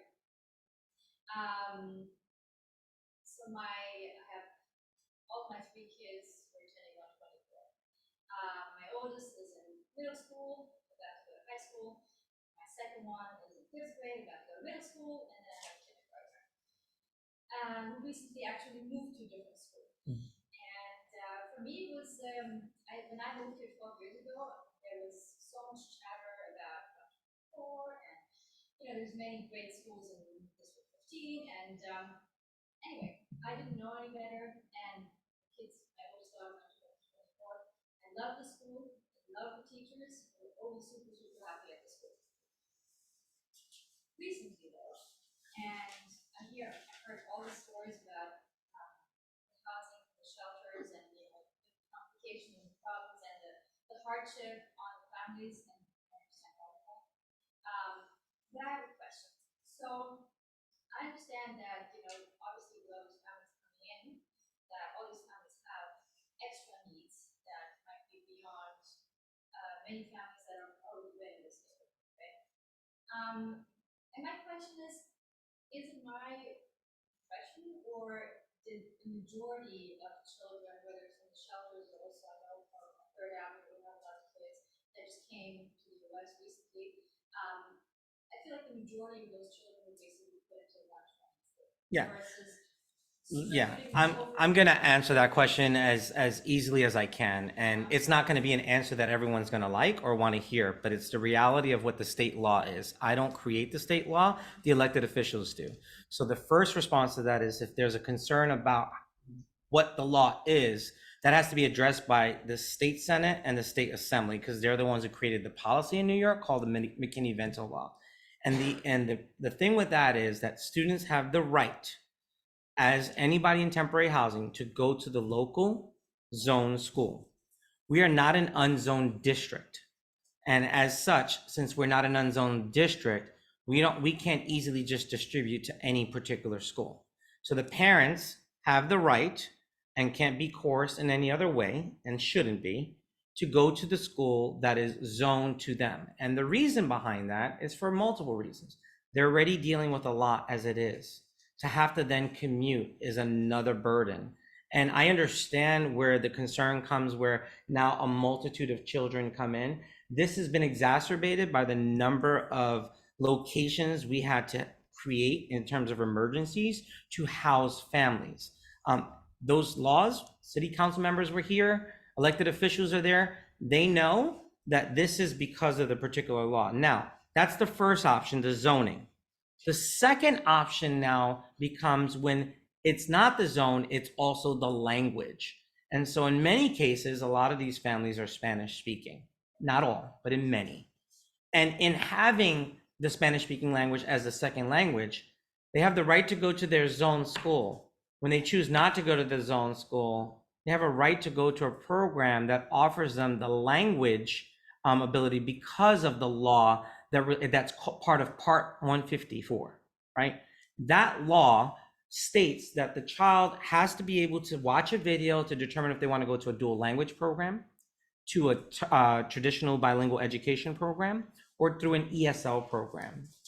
What happens is the schools that now have the dual language programs are the first schools that those parents want to send their children. And rightfully so, because the language transition makes it easier for them to be able to transition into traditional public school here in the United States compared to where they're coming from. So it's unfortunate that that happens. What I have done as a superintendent working with Charmaine Gaynor is thinking about when those families have the opportunities for dual language, what other dual language programs we have in our district, in our community, that parents are willing to go to. And so we've provided the list, and her office has worked with the coordinators at the shelters to help figure out what other schools to go to. Now, with Principal Interlandi, and this is the principal we're talking about because she's the principal of 124, we've had those conversations. I've offered the opportunities to be able to offer different locations. The fact of the matter is a lot of those families want to stay there. And there's nothing I can do based on the law to make them change their minds otherwise. And so that really is unfortunate. That's out of my control as a superintendent. I cannot change the rules. Where there have been places where we have been able to do, yes. Recently, she's capped classes because she doesn't have the space. So now that's the next process. When the classes are capped, that means they get sent to a neighboring school, regardless if they're zoned to that school or not. We have since done that capping. There are 3 grades that she's capped at. Those students are now going to PS 118, which is the next closest school for the families that are zoned to here to be able to go to. A lot of families and community have been asking about the 118 location. While their school is sited on 7th Street and 4th Avenue, their zone is not for 7th Street and 4th Avenue. Their zone resides on the other side where President Street is. It's just they didn't have a school site there, so the school was created over here for spacing issues, but those kids have to commute from there to go to 118. So I know how it looks and sounds, but the reality is those are the barriers behind, and those are within the confines that I work with. Now, I also don't place students in schools. The enrollment office does that. And they do that so that we're not doing exactly what the concern is, that we're trying to place students where it's a burden for one school and only one school. So that's why the enrollment office is the one that places them. They're very strict about what placements are being placed and how placements are being done based on policies that have been created to ensure that children are not pushed away from the community that they live in. I understand everything that you're saying, and I'm fully aware about the whole zoning issue. Again, when I moved here 12 years ago, I realized I'm not from the, Yeah. I'm not from the country. Where I came from, we have different school systems all Doesn't matter. I was told and realized very fast that even if I would want to send my kid to a different school in Parksville, I wouldn't be able to because of the zoning issues. All good. But here's my issue. And again, this is just from a parent speaking who has children in Yeah, absolutely. Right? And again, I have 3 kids now, so I've been in this public school system for a moment. And again, it's very difficult for me to even move my daughter to a different school now. From a reality standpoint, okay, PS 124, yes, is a dual language Spanish speaking school, but Well, they have a program. It's not full. Yeah. a program. But not every teacher that is in the school speaks Spanish. Okay, so but the children that came to the school are throughout all the grades. Okay, but not every teacher is able to communicate. So number one, we didn't have enough teachers who actually speak Spanish. Number two, beyond the language issue, I was recently actually. Can I ask you a favor? Do you mind standing to the mic closer? Beyond the language issue, okay, we recently had picture day in our school, okay, and I was one of the moms who helped out. I think there's a lot of other things that need to be addressed and that kids need help with, whether it's learning inside the classroom, but there's also a lot of behavioral issues. And I know from my youngest daughter's experience, for example, that a lot of time gets lost in helping these kids and paying and giving those kids so much attention for, again, language issues, behavioral issues, adjusting issues, whatever you want to call these issues. Well, Sorry, let me just finish. Yeah, I am, but I just want to pause there because I want to make sure I understand where you're coming from. I just want to make sure that we're not equating the students who are in temporary housing with having all these particular types of issues, because that's not always the case. I understand that. But any child could have any particular issue coming into any school, regardless if they come from a home that has wealth, a home that doesn't have wealth. And so I just want to be very clear 100%. That we're careful with 100%. Yeah, But so- that was just what I'm witnessing, okay? This is my personal experience, okay? And personally, I feel then that those kids, my daughter, for example, are a little bit left on the sidelines because focus and attention is shifted into one direction. And from my personal experience, 124 does not have the staff or the people, or even the staff itself that is already there, doesn't necessarily always have the, I don't know what the right words are, is not fully equipped to handle or deal with certain situations or certain things that are coming into the school. I'm just say it in a way that yeah, I know, but and that's my point, right? And so that's exactly my point, is that I hear what you're trying to say, but you're trying to walk a thin line between saying what you feel you have to say and saying what people might take as the wrong statements for things. I get it.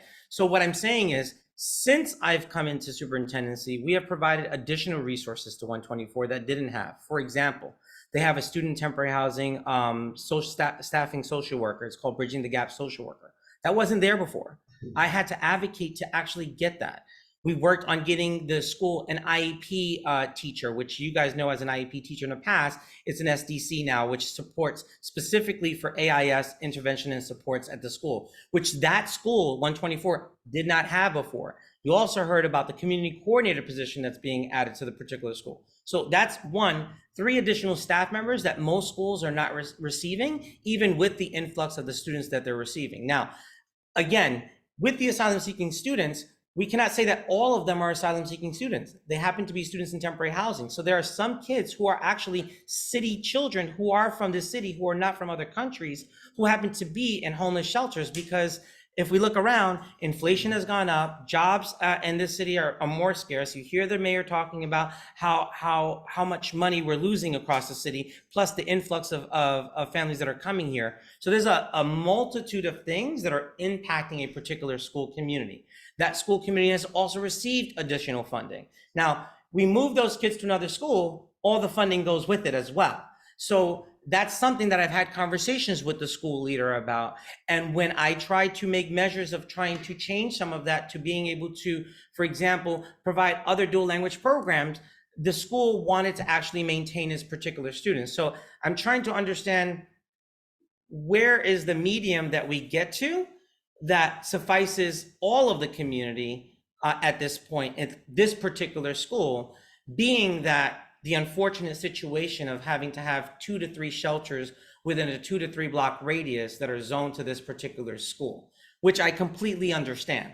But that's something that's beyond my control. That has to do with homeless services, who decides what the locations are of those things. That has to do with the city agencies that are placing people in the temporary places that they're placing them. And that also, again, goes back to the McKinney-Vento law that actually impacts where where parents have the right to place their children. And unfortunately, those things are completely out of my control. There's like nothing I can do to actually change that other than what I've already done and tried to do. If you have some other suggestions that are within my bounds, I'd be more than happy to take more and sit with you longer to think about some suggestions and some remediation, because I am about what are some other things we can do. I'm more than happy to do that. The good news is that we have to work on class size reduction. I've been working with CEC as well as thinking about when other school sites are being developed, how I'm thinking about class size reduction, because we have to address class size reduction. And with that being said, that might have to do with rezoning schools, right? We're not there yet, but that's something that will probably be coming up. And I would love to hear some of your thoughts and ideas to help figure out how do we remedy the situation that obviously you've been here long enough to know it's been a huge change and shift in the particular community and the particular school. Well, we can't, we have to limit the speaking time of. I'll give you my email address. You can email me and then we can address that after, okay? Do we have more questions in the audience members, Ms. Cluster? Do we have questions on the, There is a question. somebody wants to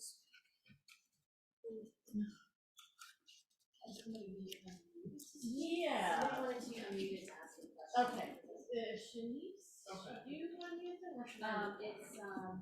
Or should you unmute? I think I can do it.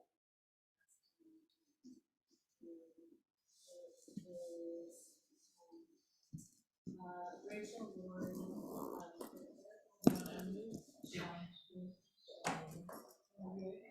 I don't think so. I don't know, if we're supposed to this. Do you need me to read the question? No, she's gonna, you have to do it. What's her name? Rachel Lori. Hi, sorry, I can't hear you. So I heard my name, but I can't hear anybody. Are you guys near the mic? What was the question? What am I being called on to say? I thought you wanted to ask a question.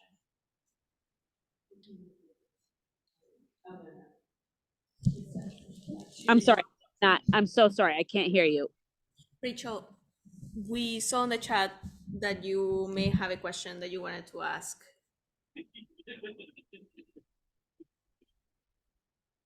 Is that correct? Oh, yeah, I had a few, but I'm scrolling back to see where, at what point in the conversation I had lobbed that in. All right, so we're here for you. All right. All right, well, let's just go around and do a member comment and come back to Rachel Lori if she has a question. I will start with that end of the table. Do any of the members have comments or questions for the superintendent? Nancy?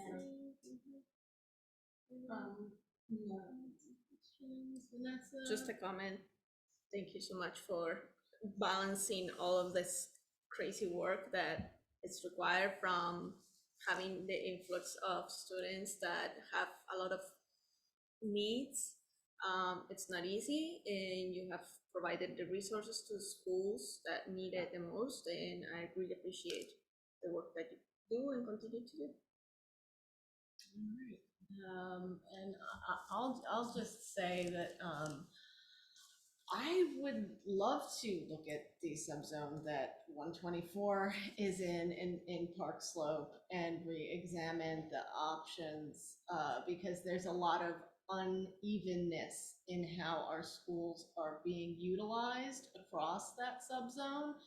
And I understand why schools have certain programs and students need certain programs, but I also think that it would be beneficial to have those students not concentrated necessarily in one building.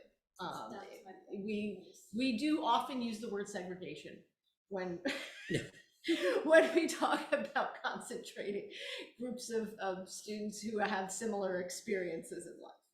So I think the call to the community of Park Slope is, are you ready for a rezoning, and what kind of a rezoning do you want?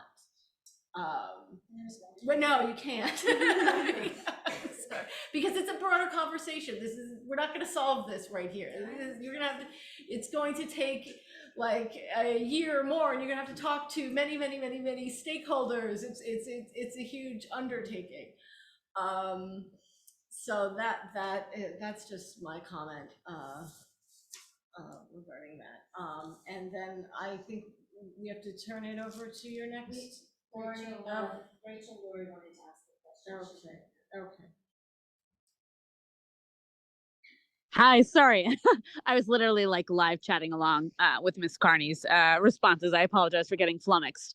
Yeah, so I just wanted to say, I think we all need to come together and reevaluate what we are collectively assuming is a good and thriving and healthy and, you know, productive environment for our kids. And I 100% agree that systemic segregation has led to the folks with the privilege of hoarding resources and not tying up their fortunes with those who are not in that particular. I'm sorry. Can I not be heard? Yeah, we can hear you. Oh, everyone can hear me. They're like, we can hear you. Shut up. Okay, I'm gonna continue then. But what I'd like to say is like we need to take this moment and sort of reevaluate what a thriving community looks like. So for instance, PS 124 is one of the most beautiful and thriving groups of people that I have ever had the privilege of being a part of. I am grateful for my 2 years there, and I have left for circumstances that are very particular. And the fact that we are examining this community as some sort of place that has that needs our improvement outside of systemic inequalities being removed is our problem. That's our fallacy. That's our false lens. And we need to reevaluate that, because it is a beautiful group of people who are survivors, who are amazing, and who are coming together, and who are definitely the most invested community of folks who are interested in their children thriving. And so I just want to say, we should use it as an example of how to succeed and not as an example of failure. And how can we support this model? Thank you.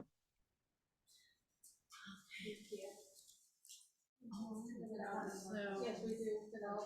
Okay, Donalda had a hand up.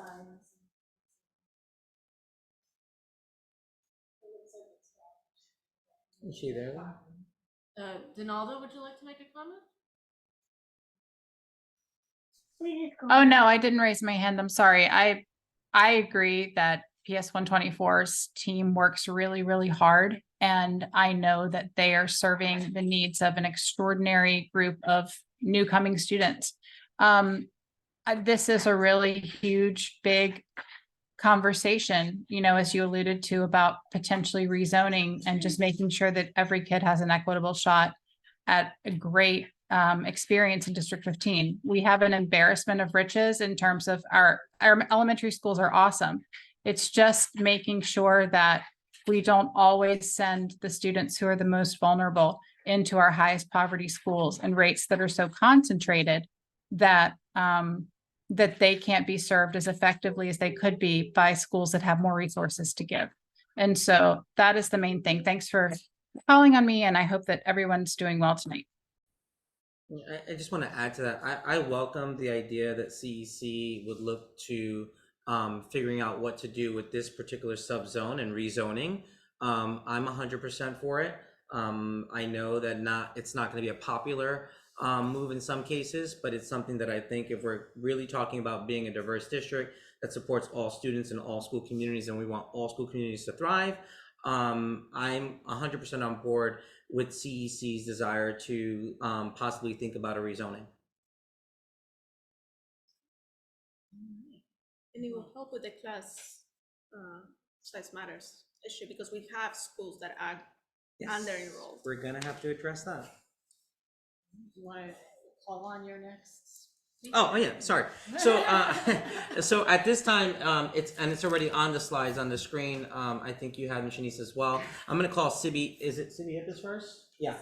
Sibi, who has a video, and I'm sure it's gonna be a little bit an issue to show the video. Right click.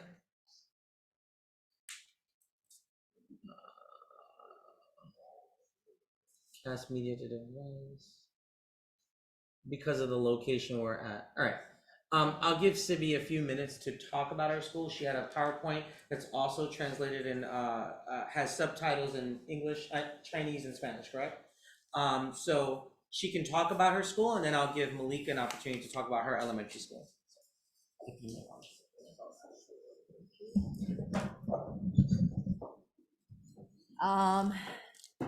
So good evening. I was gonna have a video for a minute and a half, so make it exciting, but then video doesn't work, so I'm going to be more lively and exciting. I'm just gonna briefly talk about our new school. So MS 428 is a middle school of innovative learning. It's a brand new middle school in the Sunset Park area. So like Superintendent Alvarez said, we'll be in our temporary location 4222 4th Avenue starting September 2024. And then in 2026, our permanent locations will be 4002 for Hamilton Parkway. So our school is going to offer dual language programs, Chinese and Spanish, along with general educations and ICT classes. For rigorous academic, strong core curricula, along with project-based learning will be implemented with scaffolding and differentiated instruction to meet the needs of individuals. We're in talks with the Sunset Park community-based organizations to provide a variety of after-school programs and clubs for students to choose from. As for our parents and community members, we established a partnership with a community-based organization to provide parent workshops and community events. So even though MS 428 is a brand new middle school in District 15, we have a lot to celebrate. The founding of this school, welcoming our first class of 2027, and most importantly, we actually received a grant from New School Venture Funds to support the development of this new school. So thank you very much, and we look forward to serve our community. And the video actually more lively compared to me. So if you guys have time, you guys can watch it, and I provide the translations. And I just want to talk about myself a little bit, and it's going to be quick. So again, I'm Sibi Ip. I'm the project director of MS 428, a proud member of the Sunset Park community. I came to America as an international student in Ohio. So there's no room for me to be different since I was the only student from Hong Kong. And I went through many obstacles and tried to assimilate. As I blended in, life became a little bit more tolerable and comfortable. A career opportunity opened up in Sunset Park, and I told myself, perhaps this is another chapter and adventures in my life. and turning fears of uncharted waters to determination. So I came to New York by myself, and fortune favors the brave.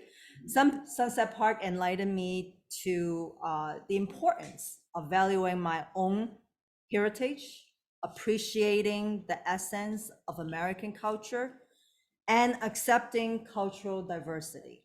So Sunset Park's multiculturalism nurture and inspire me to become a successful bilingual and biliterate educator.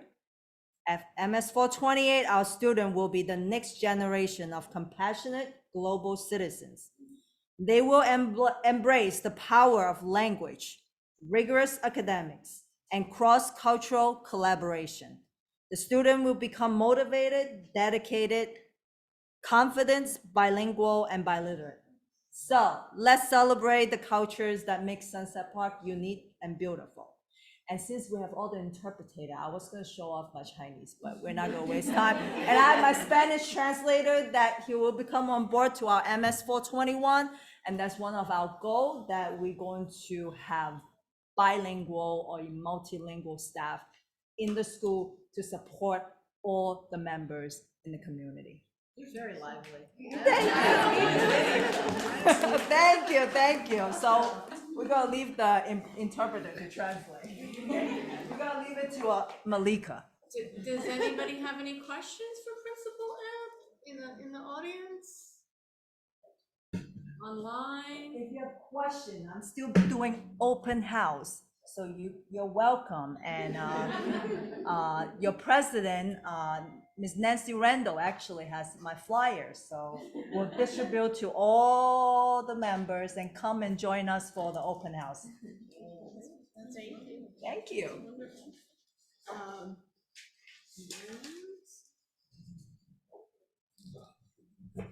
Tough act to follow. Hi, everyone. My name is Malika Johnson Willis, and I am really excited to be here to talk about this new school opening, brand new Brooklyn Elementary School.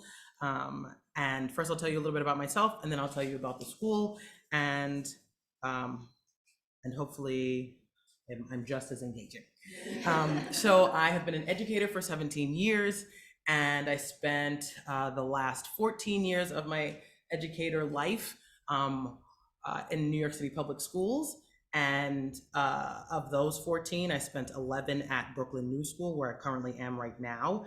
And as Superintendent Alvarez said, come January 1st, I will be a project director of PS 456. I'm really excited to take all that I've learned at Brooklyn New School as an educator and as an administrator to this new space, thinking about how I can really honor this work from the ground up. The school will be starting in the fall with just kindergarten. It is a building that is still being built, and we're really excited that it will have borough-wide preference. So it's exciting to bring a model that I strongly believe in with this close partnership with Brooklyn New School to the larger Brooklyn community. You can go to the next slide, thank you. So in terms of the mission, really important, our focus is really about educating children and preparing them in all ways. And so we want them to be independent, we want them to ask questions, we want them to know themselves as learners. And so that's the idea of well-rounded really does move past this idea of just reading and writing and mathematics, really thinking about these other skills that help them in the world. And the focus of the work is really going to be around them having experiences that, one, focus on collaboration, but two, really have them engage in experiences that they might not otherwise have. So that includes things like learning how to swim, super important skill, must know what to do before you leave elementary school. Knowing how to ride a bike, being able to do gardening work, grow vegetables, cook them, things that are important and also really exciting to children.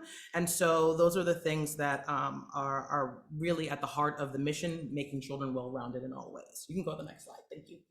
So the curriculum focus will really come through all of the inquiry-based work, really thinking about children having the opportunity to think about real life situations, develop projects with teachers inside and outside of the classroom, and all of this will really foster children being the catalyst and the owners of all of their learning, and really be at the crux of what it means to be in charge of their academic experience.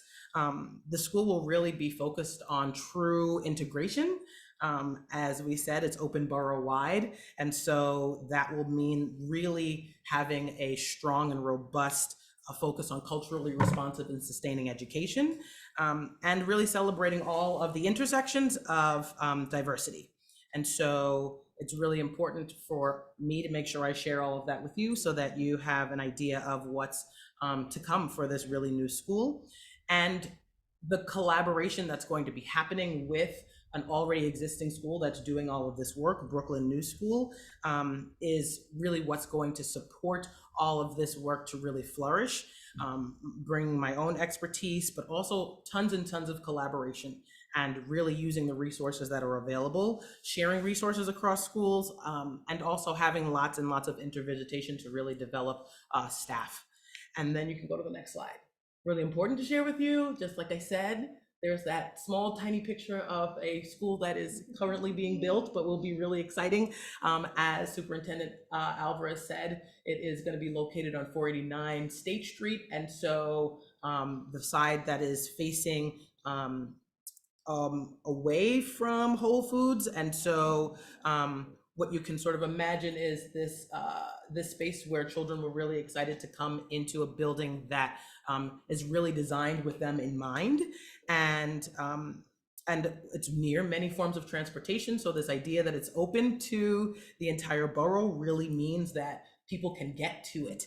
And there's an elevated outdoor play space. It's very exciting. And like Principal Ip said, we will have tons of virtual open houses so that people can learn more about the school and what's to come. Thank you for your time. Thank you. You were lively as well. Are there any questions? We have a question here. Is there a plan to grow the school one grade per year? Yes.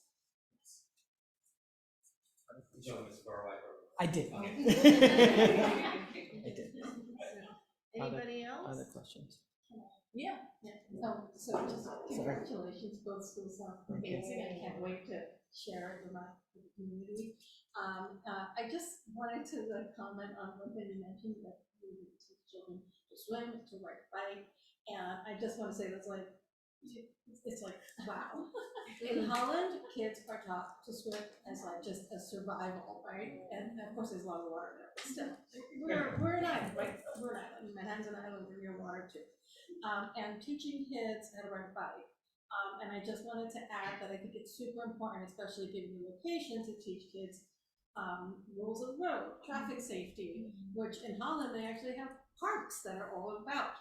They can ride little cars and read traffic signs, things like, yes, I go look it up. It's amazing. But anyway, so these sorts of things which are very important for kids to do. I'm so excited. I look forward to seeing us do that.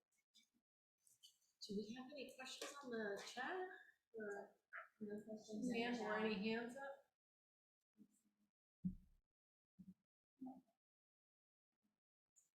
Do any of the members have any other questions for the congratulations? Thank It's you. amazing. I'm really Thank excited to I look forward to seeing what's going to happen in the next couple of years. Thank you.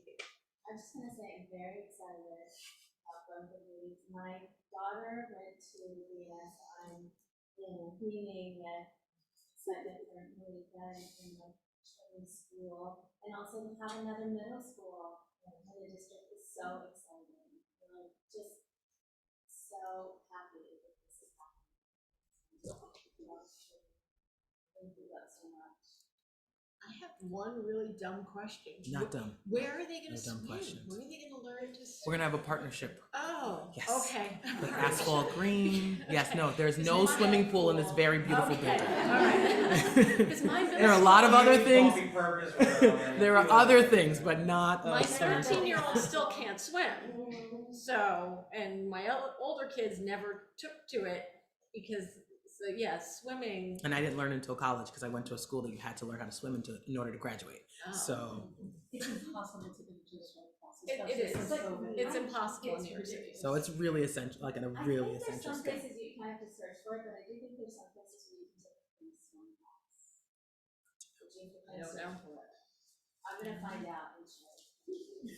And one comment, Jennifer, just wanted to Okay. share. Okay. Wanda Lopez Ramirez, welcome to Sunset Park from 15K. Thank you. Great, thank Thank you for so your much. time. Is that it? That's for it. you? Okay.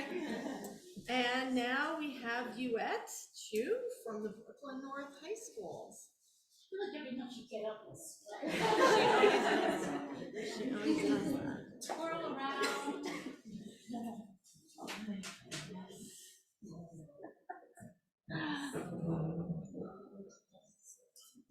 Musical chairs. We should start taking away one chair, right?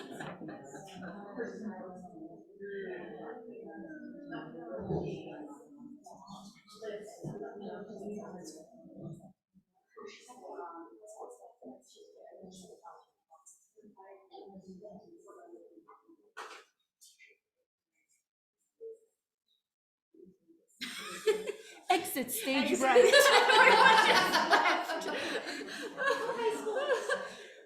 No, no worries. It was really fun to watch Raphael, the proud dad of these two new schools. Yeah. I know it's been a long night, especially for our interpreters. You guys were so amazing. My friend Shanice. Thanks, darling. So I'm excited to represent Brooklyn North High Schools. District 15 is the heart of our 7-district portfolio. And you guys are always so entertaining. So next slide, please, Shanice. So our 47 schools across 7 districts serve almost 27,000 students. In District 15, we have DTech, we have the schools on the John Jay campus. We have Sunset Park High School in this very neighborhood. And we have Cobble Hill that our friends from the CCHS are going to be visiting later this week. Next slide, please.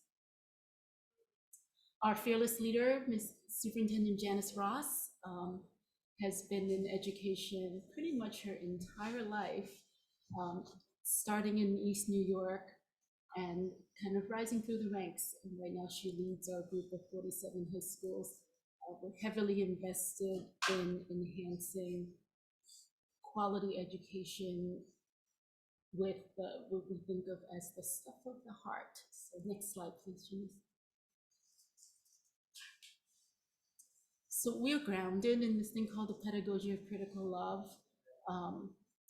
And this idea that love and power are not opposite things, that everything we do, we always ask, how does love show up?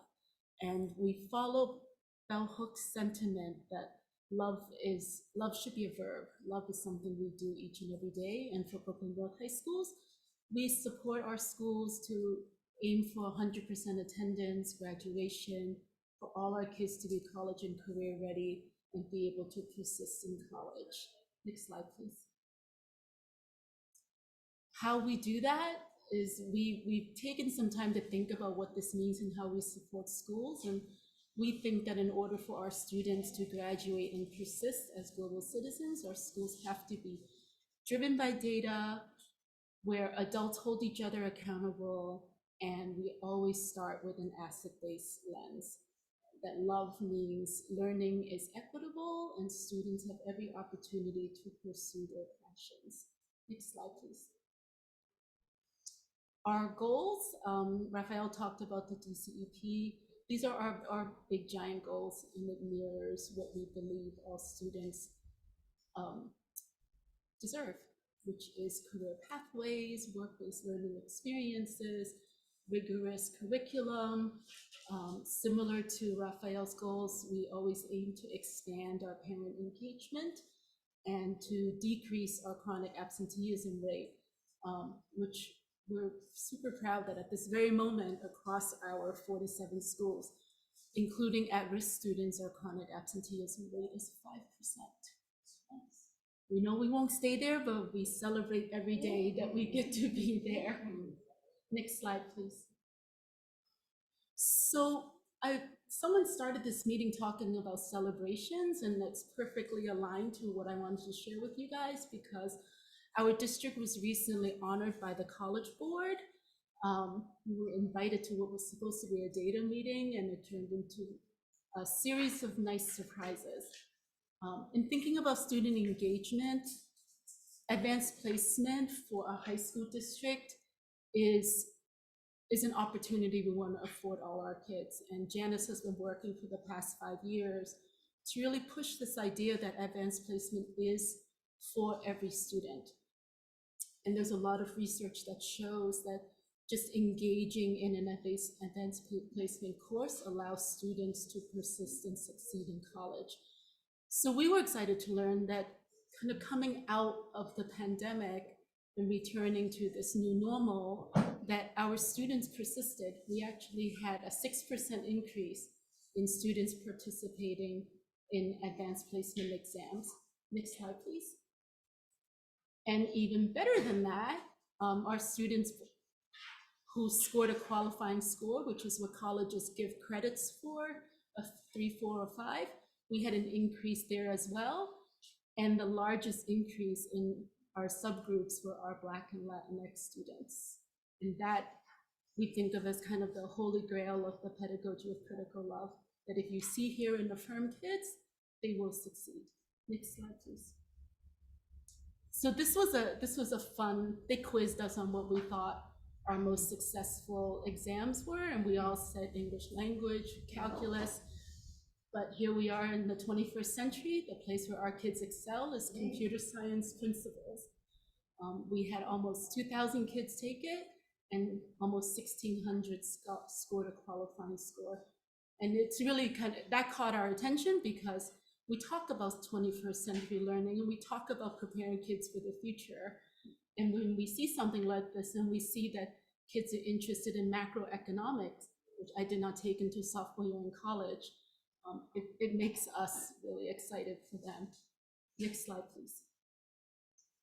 And then we had 6 of our schools were placed on the honor roll, and that is for a recognition nationwide for participation, for performance, but most exciting for us is this idea of having an access designation, and that is specifically for the work we're doing with our Black and Latinx students. Next slide, please. So thanks to you guys and all of our districts, we had a phenomenal record-breaking high school fair. We were at Westinghouse, and we must have had over 500 humans roll through from 10 o'clock in the morning to 3 o'clock in the afternoon. And a great time was had by all. The other thing we wanted to celebrate was that in response to parent advocates, Janice challenged all 47 of our high schools to not only hold high school fairs, but to hold a dedicated fair for families with IEPs. And I think all of our schools committed. We actually published it on our website. Again, collective efficacy, how we hold each other accountable. And the early feedback we've gotten from families who have attended was just gratitude, just to have a dedicated time and space where they were invited into the room, and the room was all about them. So we were very proud of that. Next slide, please.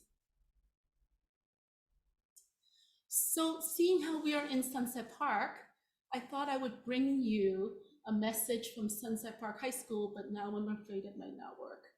Can you try, Shanice? See where it says click here to hear about it?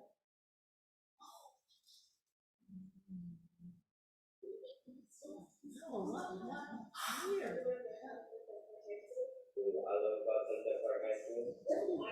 Don't tell Alfred.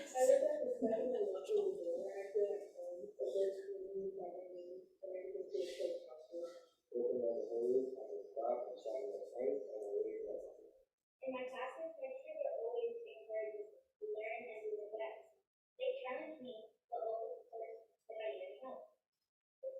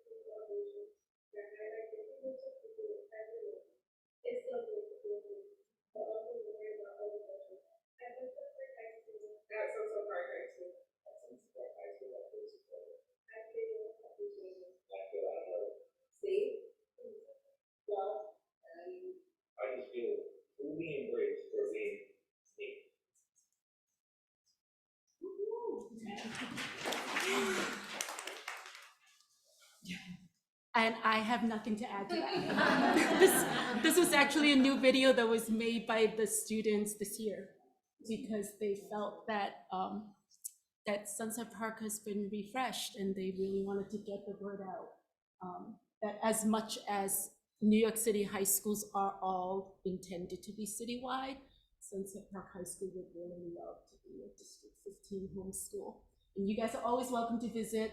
They have formal open houses, but for District 15, they would always be happy to host a school or a parent association. The door is always open, and you can see it is a beautiful space for a CEC meeting. Fully accessible building. Okay, all right. Thank you. Thank you.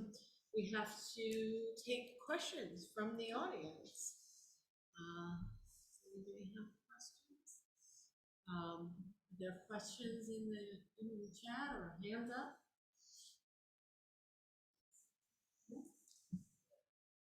All right, I'll start down this end. Member questions? No, Nancy?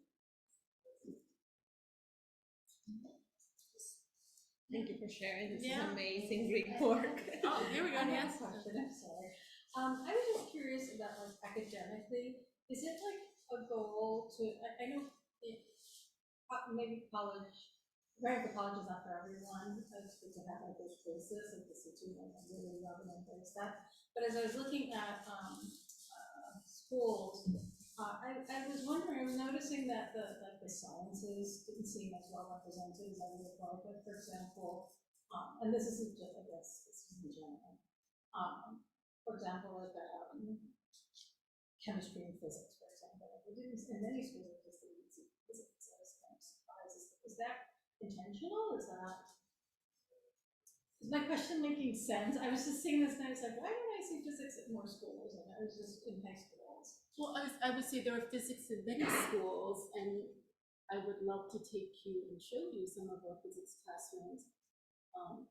We're actually doing a lot of work in the sciences, again, this idea of 21st century learning. And last weekend, we actually took all of our principals to Cisco's headquarters to show them what we're talking about when we talk about innovative learning experiences. So they were able to, actually there was this one equipment, it's called a Z space, where you can do science experiments in virtual reality. We brought a company called Prisms, which again uses virtual reality and this idea of gaming for our students to experience Algebra 1 in a different way. We actually just hired a science lead for our district who's working on thinking about how to support the different sciences. Living environment seems to be super popular. So we're partnering with like the Harlem DNA lab to again think about what traditional sciences can lead to for our kids. But that's a great question. If you ever have time, we can go on a tour. All right. And I can show you some physics classrooms. One administration mentioned to me that it was very difficult to find physics teachers and that Science not many teachers. kids Science pass the exams, teachers. the exams. Like it was like a kind of like, we're just not interested in providing that. So I was just curious Yeah, about so- that in general. So I'm not sure what that particular administration or person. I would say one way we're tackling that problem is actually partnering with colleges. So instead of offering a high school physics class, we might offer a dual enrollment class where a professor has seen, actually last year we took our principals out to Vaughan College, which if no one's visited, you gotta go. It's right next to LaGuardia Airport and they have the most amazing aeronautics program.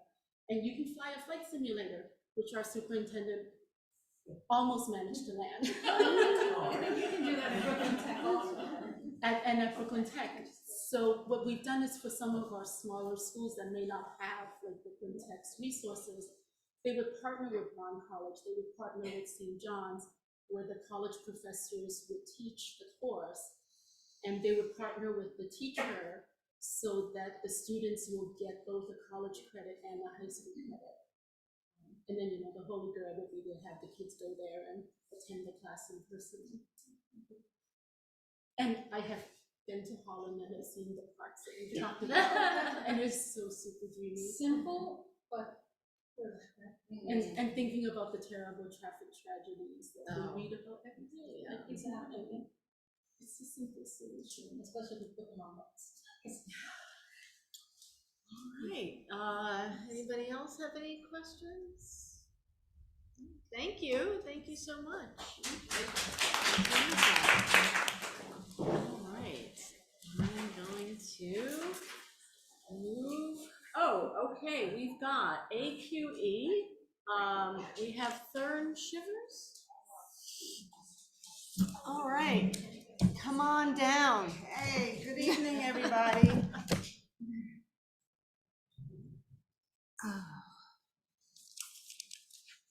Good evening, everybody. My name is Thurn Shivers. I'm an organizer with Alliance for Quality Education. Alliance for Quality Education is an education advocacy organization. So, I told you who I am and who we are. So you go to the next slide. We did it. So I know you're asking, what did we do? We won billions of dollars for New York State schools. You can go to the next slide. All right, as you see, in 2021, we won billions of dollars for New York State schools. So how did we get here to win this money? Well, if you go to the next slide.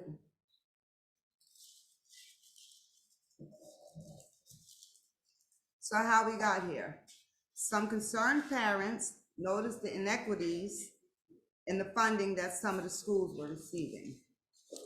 They noticed that schools in low-income areas, Black and brown communities were being underfunded, while schools in more affluent areas were being fully funded. Go to the next slide.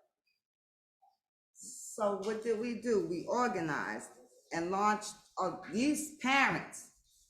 They got together, they organized, they launched a lawsuit in 1993.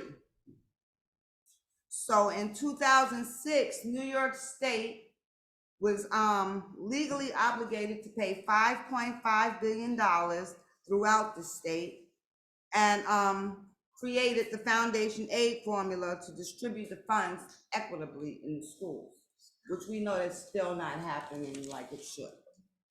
You go to the next slide, please. All right, foundation aid. Foundation aid, the foundation aid formula was created over a decade ago. And as we know, it needs to be updated because we have more students in the school, we have programs that we need. And I was listening to the lady when we first came in and her concerns about the school and the zoning and stuff like that. That's why we have to organize and fight, so we can get the money. So we really shouldn't have to do all this rezoning, so that we can give the schools what they need, the teachers that they need, the programs that they need. And it's gonna take us to organize, go up to Albany, speak to our elected officials, because all children, whether they come in here as new people, have a right to be educated, period. You know, and like it is not fair that we stick them all in certain schools, and we know they usually stick them in the low-income area schools and overcrowd us, and it's just a mess, you know. I'm a little off. This is my first presentation, and I came and I'm supposed to come in like this organizer, but as a parent, because I have a child, you know, and I got into this. I'm from Long Island. I was publicly educated in Brooklyn and Queens, you know, public school, public community colleges, and this is what you get. So I started late. I had my baby when I was 40 years old, and I was taking him to school from kindergarten to 6th grade, walking him every day, and the schools were just great because my son was, you know, getting these great grades, and, you know, life was just fine. You know, so then when he got into junior high school and he started going to school by himself, that's where the problems came in. And then that's when I took the rose-colored glasses off and seeing that there were problems in the school. I didn't realize that we had a school where I lived that didn't have no media. What school doesn't have a library? You know, and I live in one of the richest counties in the nation. You know, we were still in portables and things like that. You know, and I really got into the fight because I'm from a low income area, a building with over 320 units. So, you know, there's a lot of kids that go to our community schools. And I was seeing the kids weren't going to school, kids of certain ages, they was hanging out in front of the building, you know, and I was like, well, why isn't the school calling the parents to let us know that our kids are playing hooky or not in school or whatever? So that's how I really got into this. So fast forwarding. And my school, in the school where my son was coming from, like I said, they didn't have no media, they didn't have equipment that the students needed, books, you know, and then they started asking us parents to do more, bring more. First, we had this long list the first year of school, we had to bring toilet paper and all of this stuff, and we was like, where is the funding going? Where is the money, you know? So like I said, that's when we got these parents got together, and one of the parents today is Senator Robert Jackson, who helped launch the lawsuit, Robert Jackson, for this fight. And thank God he did, because it took over 20 years for us to get the money. All right, so as you know, we got the money for the school. And now our esteemed mayor wants to make cuts again.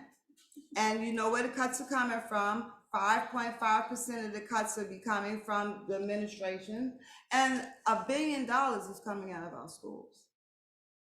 We can't afford that, because I hear all of the problems we're talking about, you know. So we come here today hoping to get parents to get on board, to keep advocating, to keep fighting, to keep going up to our elected officials, telling them this is the things that we need.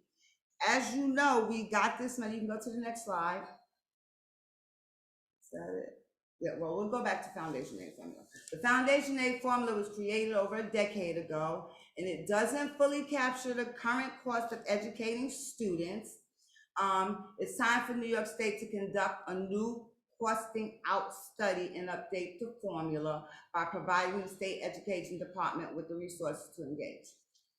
Now, again, that talks about we need to include the students who are coming in, who we expect to come in, you know, and it's going to be a long, arduous fight, but we got to continue to fight. You can go to the next slide. The revenge fight. We're facing an $8 billion deficit across the state. And did y'all know that New York State has over 120 billionaires? And during the pandemic, as we struggled and things decreased for us, these billionaires became richer during the pandemic. They became filthy rich. And you know what we need to do? We have to get on to the state and have the state change the legislation and put a tax on these rich people. Because if we tax these billionaires, that will only not be enough to help fund our schools, but it'll be enough to help fund housing too. Go to the next slide. All right, the impact of charter schools. Well, I stand on the fence with charter schools because, like I said, I was in the community, low income. My son went to the public schools when he was having problems. You know, I had to get him out the public schools because he was getting beat up. So I put him in a charter school, and I'm gonna tell you, I fell in love with the charter school for the simple fact they fed them with silverware and forks and just all the bells and whistles, and children need to be treated like that. What I did learn from charter schools is our public schools, we feed our children like cattle. When it's time for them to go to lunch, what do? We make them get on this long line, you know, so they're standing on line waiting for us to give trays. In charter schools, they don't do that. You know, they can go up to the pay, like regular people put in your, why can't we do that in our public schools? And one of the reasons we can't do it now is because we're funding these charter schools. Charter schools are ran off of public money, tax dollars. And what I don't understand is how is a school that's funded with public tax dollars privately managed? That should be a concern to everybody. You can go to the next slide. All right. We need to, like I said, we need to tax the rich, and we can only do that if we get the state to pass legislation to tax the rich. Things that AQF fought for, we're fighting for universal child care, the money for universal child care, to put money into the workforce for this child care. I'm missing something, guys. I am so nervous. It's okay. Yeah. We don't know. Yeah. So this is some of the fights we're fighting for. Move closer to universal child care, investing $1 billion in the workforce, and we need to increase access to child care for all New Yorkers. You go to the next slide.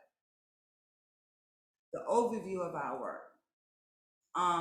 We're trying to update the foundation aid formula, as I stated earlier. We want to raise the revenue by taxing New York's ultra wealthy to pay for the huge fiscal gap. Child care for all, because if we lose our child care, a lot of people's going to lose their jobs. And the school climate, I really haven't jumped on that. And it needs to be a hiring freeze on school police. You know, I work doing a lot of things, you know, and education, like I said, because I'm a parent of one child, can't tell, I'll be 60 years old, you know, with an 18-year-old. And my big things was solutions, not suspensions. I lost my son. My son is now in a jail. And like I tell this story all the time because it started with the educational system. If they had programs for my son to go to, you know, then we wouldn't be in this situation. You know, and I'm not fully blaming the school, you know, but we didn't have the resources for him. So what the school did is like, the schools like to get CPS involved. You know, we need to start keeping CPS out of that. And when CPS gets involved, you usually end up going to family court and things of that nature. And we know the family court is nothing but part of the judicial system. All right, so the judge felt the need, because my son was playing hooky, to put an ankle monitor on him. And he said, Robert, you are not allowed to go outside, you're not allowed to take trash out, and you're not allowed to walk the dog. You know, messing up the house structure, because these are things that you're supposed to do. And that didn't work, so now today he's in county jail when he should have been in school being educated. So I fight hard. Like I said, I come from Long Island. I fight hard because I lost my son to the system. I don't want you to lose your children to the system. I don't want nobody else to lose their children to the system. All children deserve a fair, free, equitable education. We don't need class sizes I understand the class size matters and stuff like that, but the only way we're gonna get what we want is if y'all join us and go up here and lobby our elected officials and say, this is what we need, this is what we want. And if you're not gonna give it to us, this is what I always say, we just gotta vote them out. The children are our future. We don't educate our future, who's gonna take care of us when we get older? These are our future doctors, our future lawyers. You know, we need these kids. We need to educate these kids. And I thank you guys for listening. I do have some literature. If anybody wants any more information or would like to join us on Advocacy Day, which is January 23rd, we're gonna have some buses going up to Albany. We're gonna need parents to speak out, tell your stories. You know, we can't get nothing done without your stories, you know, and just know we're not going through this alone, you know. And I'm really proud of Brooklyn because I was born here, and y'all really moving, y'all getting things done, unlike Long Island. It's sad, but it's true. You know, it's sad, but it's true.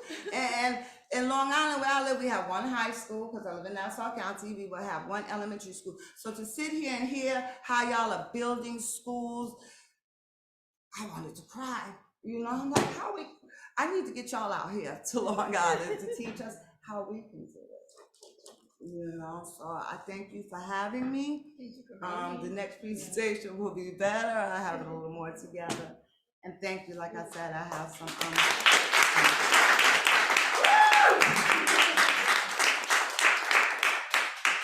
Any questions? Are there any questions? How, should we sign up? I have a sign-up sheet here. I can give you, take the information, email for you, keep you updated, send you our newsletter.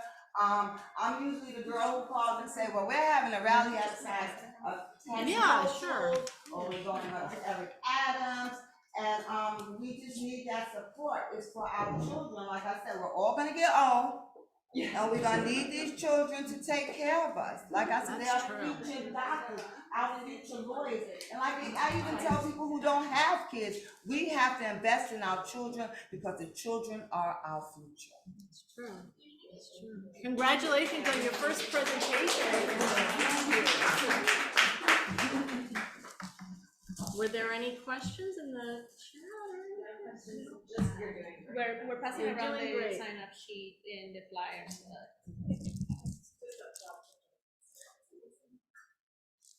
And I actually am on the list, but because of this presentation, it's very moving to hear of all, there's only so much you can get from an email, so it's to meet this, and I really appreciate you being here. All right. So I guess we'll move on to the next agenda item, which is okay. It's vote on resolutions. We do not have quorum. We can't vote on either of those resolutions, but because of the relevance of the resolution on 60-day limitation on shelter stays, I'd like to just read that into the record in this public meeting, if that's okay with the other council members. So I will just read this. This was a resolution that we received from another council. I believe it was District 2 or 3. I'm so sorry. I don't remember which.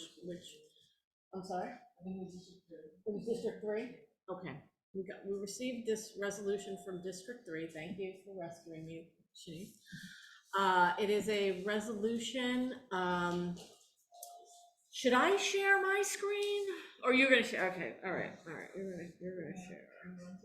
No. It's good. You're good.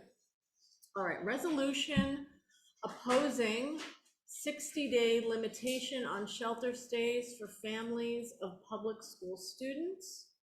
Whereas on October 11th, 2023, Mayor Eric Adams announced that New York City would limit shelter stays for families with children to 60 calendar days, otherwise known as the 60-day rule, after which families would need to reapply for city shelters if they have nowhere else to live.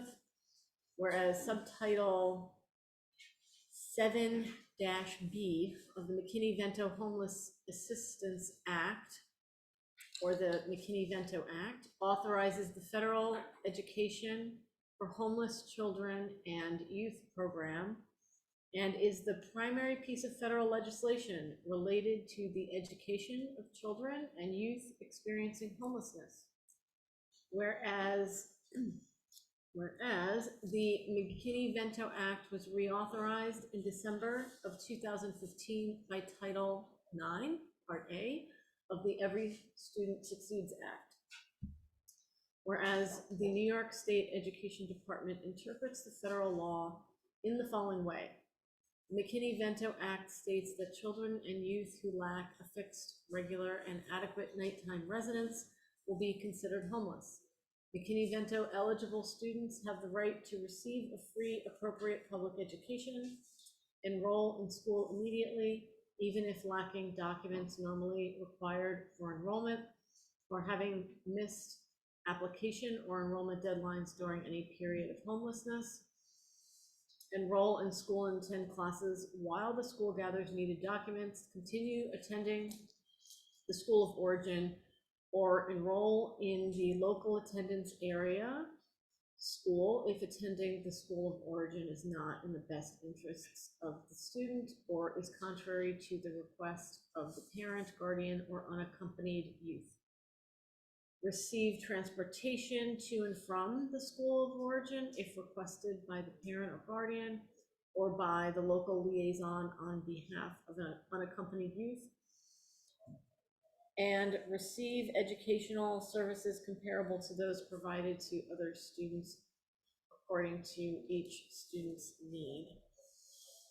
Would you mind going to the next page? Whereas a diverse group of organizations and individuals, including the New York Legal Assistance Group, the Legal Aid Society, the Coalition for Homeless, the New York Immigration Coalition, Advocates for Children, and a coalition of more than 135 doctors, nurses, hospital administrators, and other healthcare workers, among others, have condemned shelter time limits as detrimental to the safety and educational well-being of children residing in the shelters. Whereas a joint statement issued by the Legal Aid Society and the Coalition for the Homeless specifically condemned the 60-day rule, stating, "This plan will disrupt the lives of homeless students and create chaos for their schools, as parents are forced to choose between re-enrolling or spending the day traveling across the city to their current school. That's a terrible outcome for both families and educators." Whereas during the 2021-22 school year, 72% of students residing in temporary housing were chronically absent, which is defined under Chancellor's Regulation A210 3D as an attendance rate of less than 90%.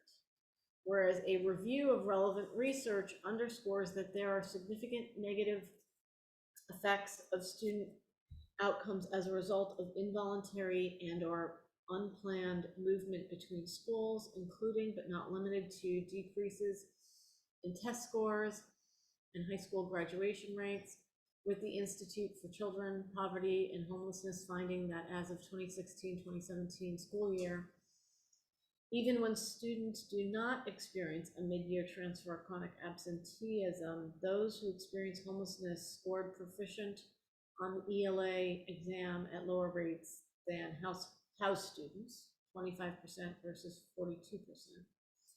ELA proficiency rates dropped significantly for homeless students who experience a mid-year transfer, 15%, or chronic absenteeism, 14%. Among homeless students, those who experienced no instability factors were twice as likely to score proficient as those who were both chronically absent and transferred mid-year, 25% versus 12%. Among homeless students who were chronically absent and transferred schools mid-year, more than 1 in 4, or 29%, dropped out. This was over 7 times the rate of homeless students with no instability factors, 4%. Only 56% of students who were homeless at some point in high school graduated within 4 years, but when homeless students were able to attend school regularly and did not have to transfer mid-year during any of their years of high school, they graduated at rates similar to their housed peers, 90% versus 96%, and well above the citywide graduation rate of 74%. Whereas many students residing in shelters have already experienced significant disruptions to their education, compounded by the trauma experienced as a result of displacement, migration, and ongoing instability. Whereas under the 60-day rule, children could be forced to change schools up 5 times. I think that should be up to 5 times per school year. Whereas schools need additional resources and personnel, including bilingual staff, nurses, and social workers, to address the needs of students in temporary housing. Whereas under the 60-day rule, families who reapply for shelter may be forced to move to new shelters far from their children's school of origin, causing significant disruption to both students' educational progress and schools' budgeting, planning, and allocation of resources and personnel. Whereas the only way for schools to receive the necessary funding for new students enrolling after the October 31st cutoff date is through an arduous appeals process, which creates uncertainty and delays for school staff and the students they serve. Whereas school bus delays have been endemic over the last several years, causing additional hardship on students who seek to continue to attend their school of origin after being moved to a new shelter. Therefore, be it resolved that, in that case it would be C16, urges Chancellor David C. Banks and the Panel for Education Policy to request that Mayor Eric Adams waive implementation of the 60-day rule in respect to families with children enrolled in New York City public schools. And that is that the end of it? Yeah. That is the only resolved. So we can't vote on this resolution. We don't have quorum. But I can open the floor to public comment, if that's okay with the members. Any? So, just because that's a lot, like, so let's say everybody was here and they voted yes, what does that mean tomorrow? Okay, so. Does that mean anything tomorrow? No, okay, let me say that. So the CEC has like 5 statutory tasks to do, and the only resolution that we vote on that actually has any teeth is a resolution on zoning, basically. So this is soft power. This is just us using our voice to advocate to the powers that be, and other councils have passed this. And the hope is that the more councils that pass a resolution, it builds some momentum about public will. Does that help answer your question? We do not have the power to change policy. Can you vote via email? Nope.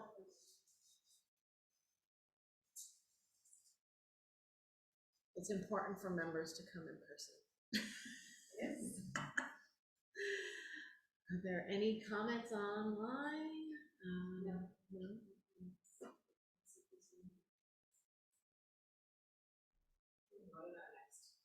If we have quorum.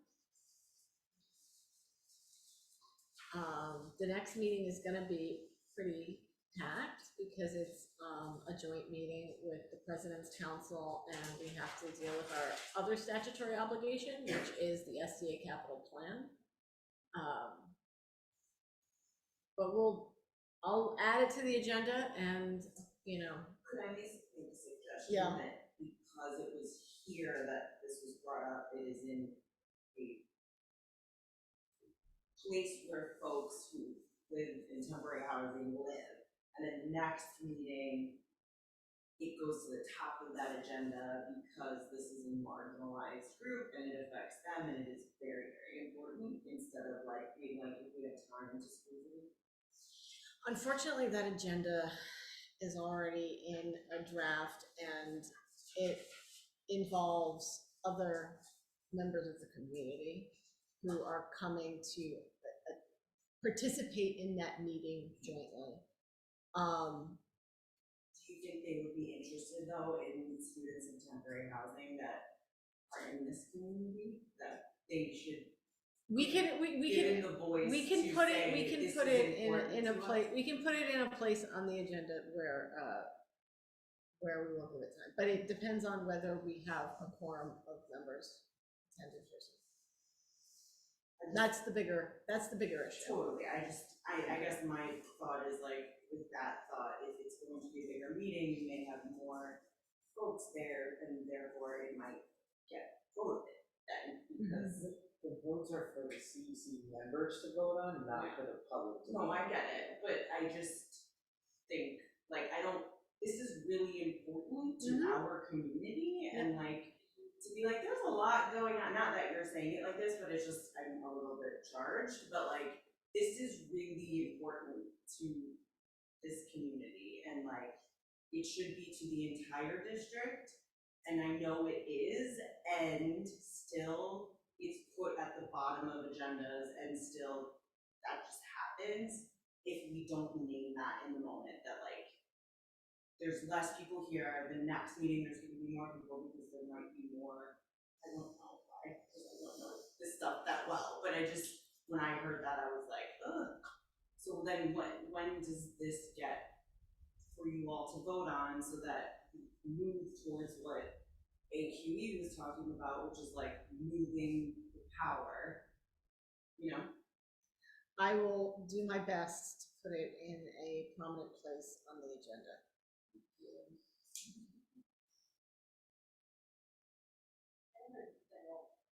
Process question about quorum and in-person participation. So with like SLTs, right, if a member doesn't show up for 2 meetings, then they are essentially pair members. So is there a similar rule? There is, it is 3 unexcused absences. And there are specifics about what's excused and what's unexcused.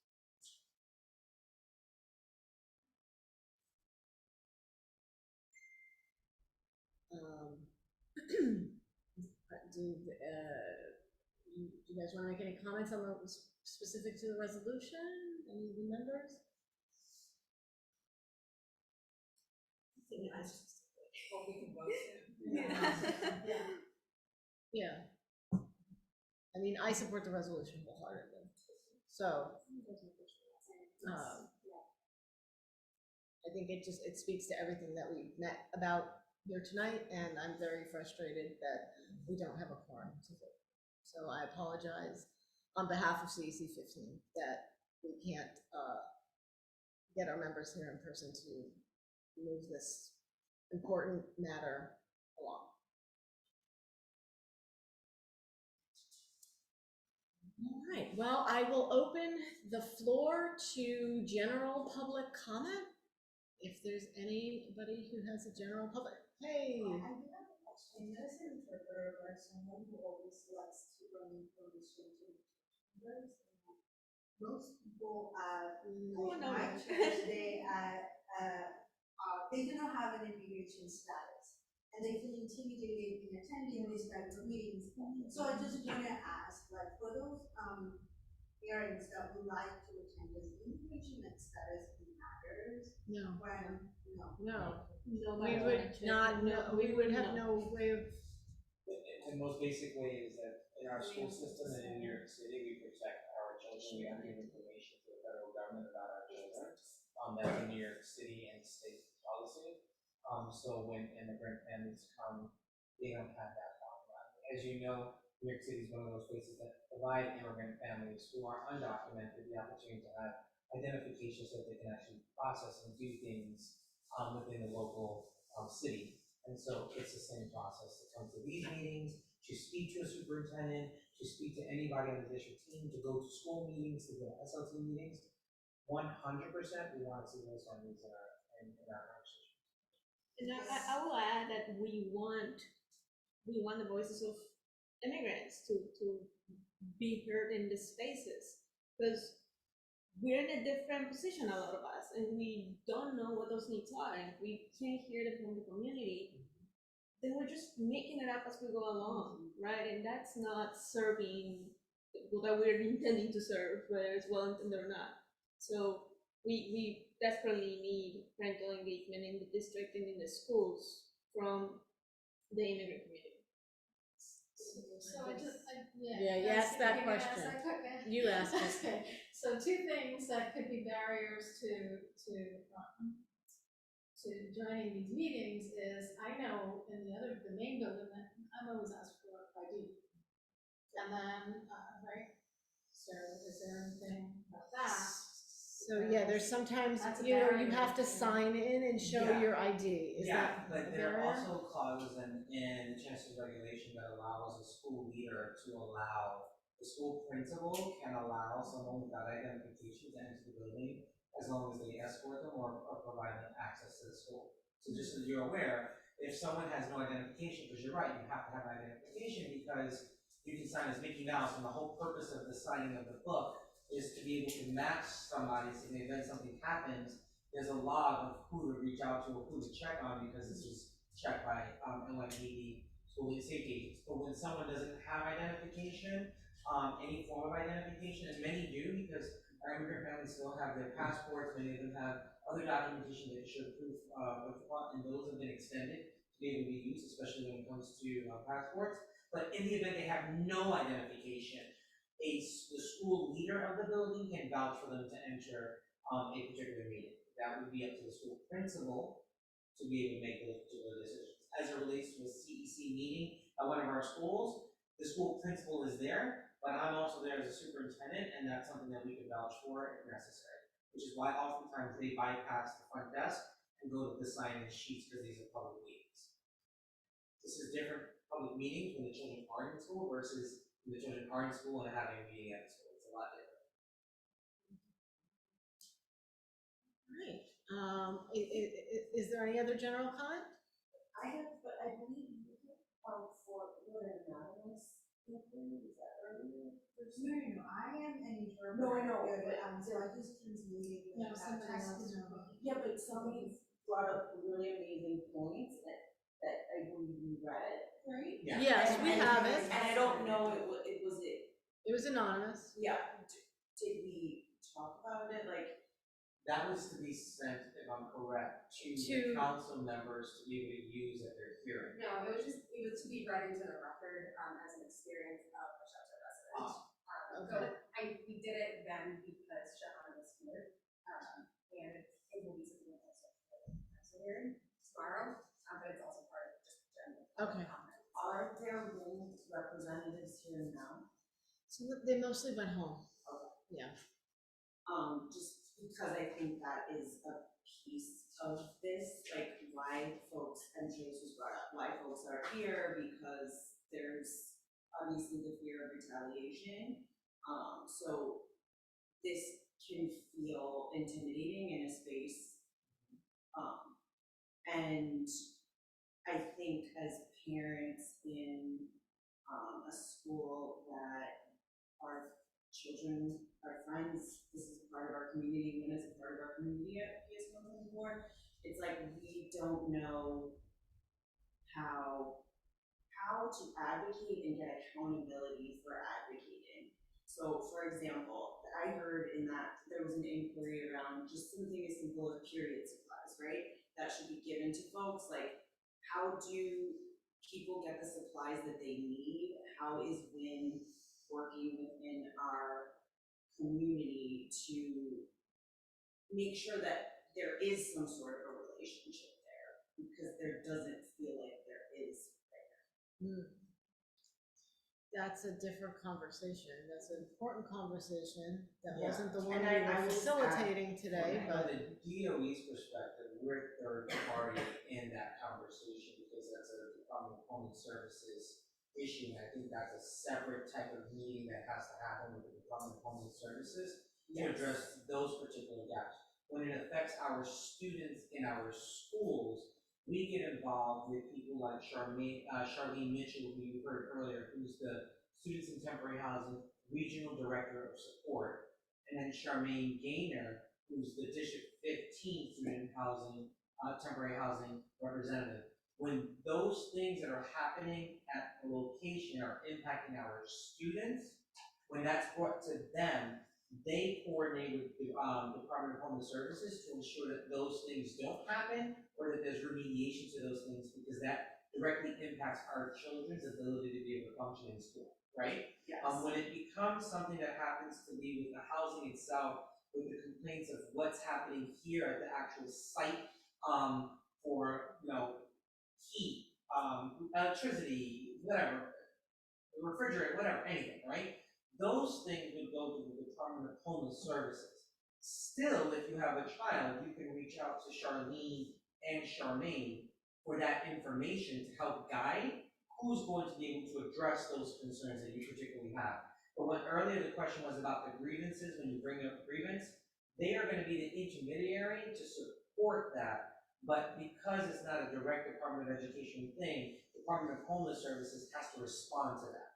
And so we just put the pressure on the Department of Homeless Services to respond to the inquiries that specifically impact the students in our schools. Does that make sense? It definitely does, and I think specifically when the buildings were being put up, there was like a big town hall, a big meeting, and there was it was stated in the meeting with a council person who's no longer here that the council member promised to coordinate a meeting with PS 124, all of the PTA members, DHS, WIN, and the DOE. PS 124 is a great school, and this doesn't matter, but this is what was said in that meeting. And I know we've made attempts to have this meeting, and I kind of want it on the record to have the meeting and have this accountability of like, when is the deadline for us to have the meeting? So I'm just, if I'm understanding correctly, because I'm the superintendent here, and Yeah. I wasn't here past, I came July 1st, 2022. So you're saying this happened before July 1st, 2022, Yes. that there was a promise that when, 2 council members ago, that there was a promise that when, I'm just trying to hear it clearly so that I know what I can take and what I can do to address your concern. You're saying that prior to me, there was a request and it was an agreement by the elected officials that they would coordinate between WIN, the school, and who else? DHS. And PS 124 PTA. We want a seat in the table, like just like what was stated. That was. So what I'm going to do is I'll coordinate with Principal Interlandi to try to get Charlene Mitchell, who you saw today, coordinate such a meeting so that there could be some form of a communication where you could at least have a formal meeting that addresses many of the concerns that you're bringing. we know it's not. It always happens to me, doesn't it? And let me get back to Principal Interlandi by the end of this week. She should be able to coordinate with you at least sometime next week to let the PTA know what's in the works about getting this meeting. There's several people that have to be coordinated. We're close to the holidays, people on vacation, but I will guarantee that I will get something on the table between now and the end of the school year. I'm saying the end of the school year, but I'm not thinking realistically the end of the school year. I'm thinking realistically by January at the latest. But I just want to say the end of the school year to give me a little bit of running way in case, runway space in case it takes longer. But I will make sure that's coordinated, and I'll have that communicated through Principal Interlandi to the PTA, and I expect to see that in her minutes for the SLT that I've asked for this coordination. All right? I'm going to text her now about it.